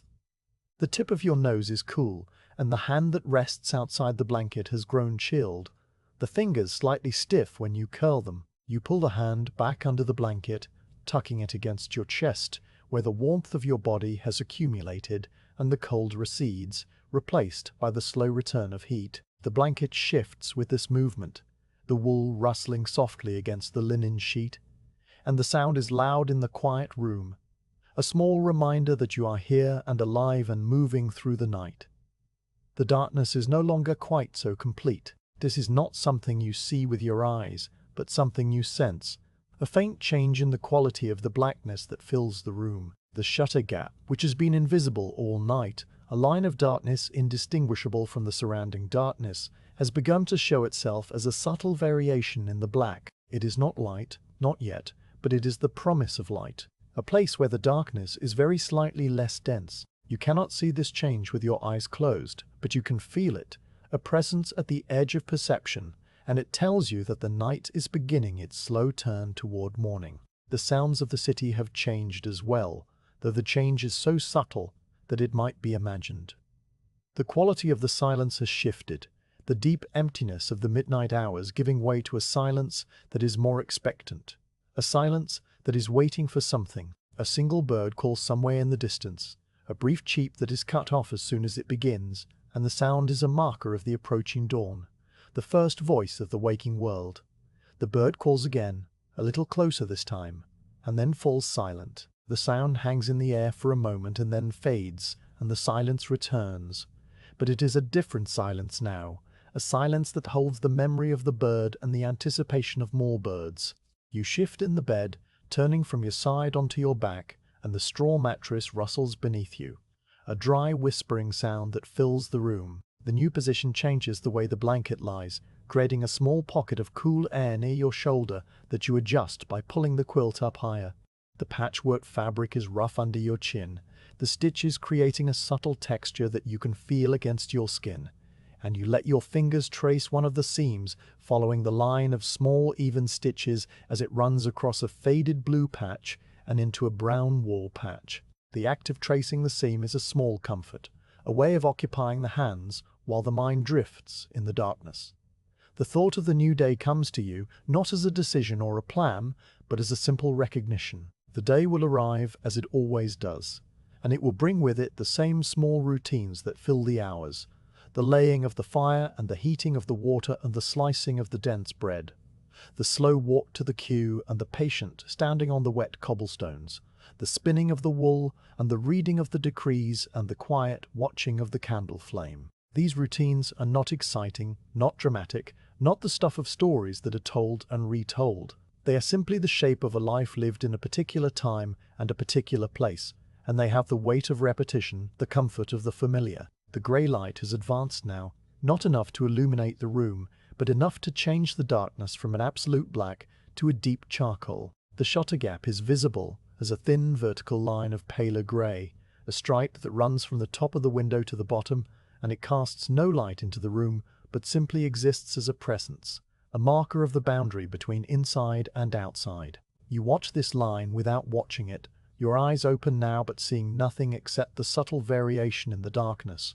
The line does not move or change, but it is there, and its presence is a reassurance, a sign that the world continues to exist beyond the walls. The sounds of the morning have begun in earnest, though they are still faint and distant. A cart passes on a street nearby, its wheels making a low grinding sound on the dry cobblestones, a sound that is different from the wet groan of the rain-soaked streets. The cart moves on and fades, and a moment later a voice calls out, a vendor announcing something in a flat monotone that carries no words but only the cadence of speech. The voice is joined by another, and then they both fall silent, and the city returns to its quiet waiting. These sounds are the first stirrings of the day, the early risers beginning their routines, and they are a reminder that the night is ending and the world is waking. You lie in the bed and listen to the sounds of the waking city, and you feel a sense of calm that comes from the simple fact of having lived through another night. The night is a long passage, a stretch of darkness and silence that must be crossed, and you have crossed it again, as you have crossed it so many times before. There is no triumph in this crossing, no sense of victory or relief. It is simply what happens, the natural rhythm of darkness and light, sleep and waking, the slow turning of the world. You are here, in this bed, in this room, and the grey light is seeping through the shutter gap, and the new day is arriving with its quiet routines and its small necessities. The quality of the light has changed again, the charcoal darkness giving way to a soft grey that fills the room with a pale, even illumination. The objects in the room are becoming visible, not as distinct shapes, but as suggestions of shapes, dark masses against the lighter walls. The armoire is a tall rectangle of deeper grey, the table a low horizontal shadow, the chair a collection of angles that resolve slowly into the familiar form. The hearth is a dark opening in the wall, the embers no longer glowing, but still radiating a faint warmth that you can feel against your face if you turn toward it. The room is the same as it was last night, the same as it has been for months and years, and its sameness is a comfort. You push the blanket back slowly, the cool air of the room pressing against your skin, and you sit up in the bed, your feet finding the cold floorboards. The day has begun, not with a start or a sudden event, but with the slow accumulation of light and sound, and the quiet return of consciousness. You rise from the bed and cross to the hearth, your bare feet remembering the way, and you kneel before the cold ashes to begin the first routine of the morning, the laying of the fire that will warm the room and heat the water for the tea. The kindling is in its basket, the flint and steel on the mantel, and your hands know what to do. The flame catches on the third strike, a small yellow tongue that licks at the crumpled paper and spreads to the twigs, and the room fills with the soft crackle of burning wood. The light from the fire joins the grey light from the window, a warm orange glow that pushes back the shadows and illuminates the familiar objects. The earthenware pot on the table, the pewter spoon beside it, the green glass jar of thyme and the wooden box of buttons and the linen sack of beans. The kettle is filled and set on the grate, and you settle into the chair to wait for the water to heat, your hands resting in your lap, your eyes watching the flames. The grey light from the window grows stronger, the thin line of the shutter gap widening as the morning advances, and the room takes on its daytime appearance, the colours muted and soft in the diffuse illumination. The rain has left the world clean and damp, and the smell of wet stone drifts in through the gap, mixing with the smell of wood smoke and the faint herbal scent of the tea. You pour the hot water over the dried chamomile and linden and mint, and you hold the cup in both hands, feeling the warmth seep into your palms, and you take the first sip of the new day. The day will unfold as the days before it have unfolded, a slow procession of small tasks and long stillnesses. The bread will be sliced and eaten, the queue will be joined and endured, the wool will be spun and the decrees read, and the candle lit against the evening darkness. The tumbrils will pass in the street, their wheels groaning on the cobblestones, and the rain will fall or it will not fall, and the city will continue its muted existence beyond the walls. And you will be here, in this room, moving through the hours with the same quiet patience that has carried you through all the days before. There is a kind of endurance that is not dramatic, not heroic, not the stuff of speeches and monuments. It is the endurance of the small and the ordinary, the endurance of getting up in the morning and laying the fire and waiting in the queue and spinning the wool and going to bed at night. It is the endurance of living through a time that is not of your choosing, of adapting to the slow constriction of the possible, of finding comfort in the texture of old paper and the weight of a wool blanket, and the sound of rain on the roof. This is the endurance that has kept you alive through the long months of the terror, and it is the endurance that will carry you through the months to come, whatever they may bring. The morning light has reached the floorboards now, a pale rectangle that stretches from the window toward the hearth, and it illuminates the grain of the wood and the small knots and the worn patches where feet have passed for generations. The dust motes drift in the beam, a slow dance of tiny particles that rise and fall on currents too subtle to feel, and you watch them with the same patient attention that you give to everything. The cup of tea grows cool in your hands, and you finish it slowly, the last sip slightly bitter from the herbs that have steeped too long.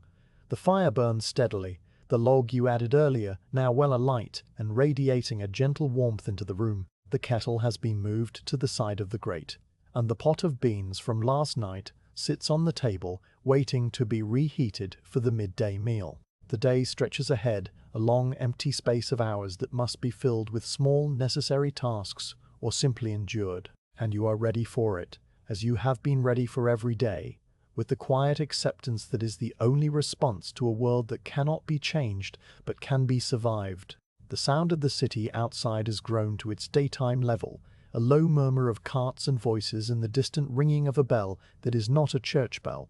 The world is awake, going about its business, and you are a small part of that world, a single point of consciousness in a vast field of activity. The thought is not lonely but comforting, a reminder that you are not alone, that there are thousands of others in thousands of rooms, each one laying their own fires and slicing their own bread and waiting their own cues. The city is a great machine of small lives, and your life is one of its components, a small gear turning in the larger mechanism. You rise from the chair and go to the window, not to open the shutters, but to stand beside them, to feel the cool air that seeps through the gap, and to hear the sounds of the street more clearly. The shutters remain closed, as they have remained closed for so many days, but you can imagine the view beyond them, the narrow street with its dark cobblestones and its puddles of rainwater, the building opposite with its shuttered windows and its blank face, the strip of grey sky overhead that promises nothing but the continuation of the same. The view is the same as it has always been, and it will be the same tomorrow and the day after, and this sameness is a kind of anchor, a fixed point in a world that has become unfixed. You turn from the window and return to the chair, and you take up the drop spindle from its basket, feeling the familiar weight of the wood and the softness of the wool. The spinning will fill the morning hours, the slow rhythm of draw and twist and wind, and the yarn will grow on the spindle, a tangible product of the quiet time. The grey light from the window will shift across the floorboards, marking the passage of the day, and the fire will burn down and be replenished, and the evening will come with its candle and its shadows and its slow descent into the darkness of another night. And when the night comes, you will lie in the bed with the weight of the blanket and the texture of the pillowcase and the faint glow of the embers in the hearth, and you will listen to the sounds of the city settling into sleep. The silence will return, deep and complete, and you will drift in the borderland between waking and sleeping, aware of the darkness and the quiet and the simple fact of your own existence. The night will pass, as it always passes, and the grey light will seep through the shutter gap, and you will rise and lay the fire and begin again. This is the rhythm of the days, the slow turning of the wheel that carries you from morning to night and back to morning. It is a rhythm that asks for nothing but endurance, and you have learned to endure, to find in the small routines and the familiar objects a kind of peace that is not happiness but is something like it, a quiet acceptance of the world as it is. The reign of terror continues outside the walls with its decrees and its tumbrils and its distant drums, but inside this room there is only the fire and the wool and the bread and the slow patient passage of the hours. The morning advances, the grey light brightening almost imperceptibly, and you sit in the chair with the spindle in your hands and the wool in your lap, and you spin. The yarn grows, the fire burns, the city murmurs beyond the shutters, and you are here, in this room in this moment, alive and breathing and enduring. That is enough. That has always been enough.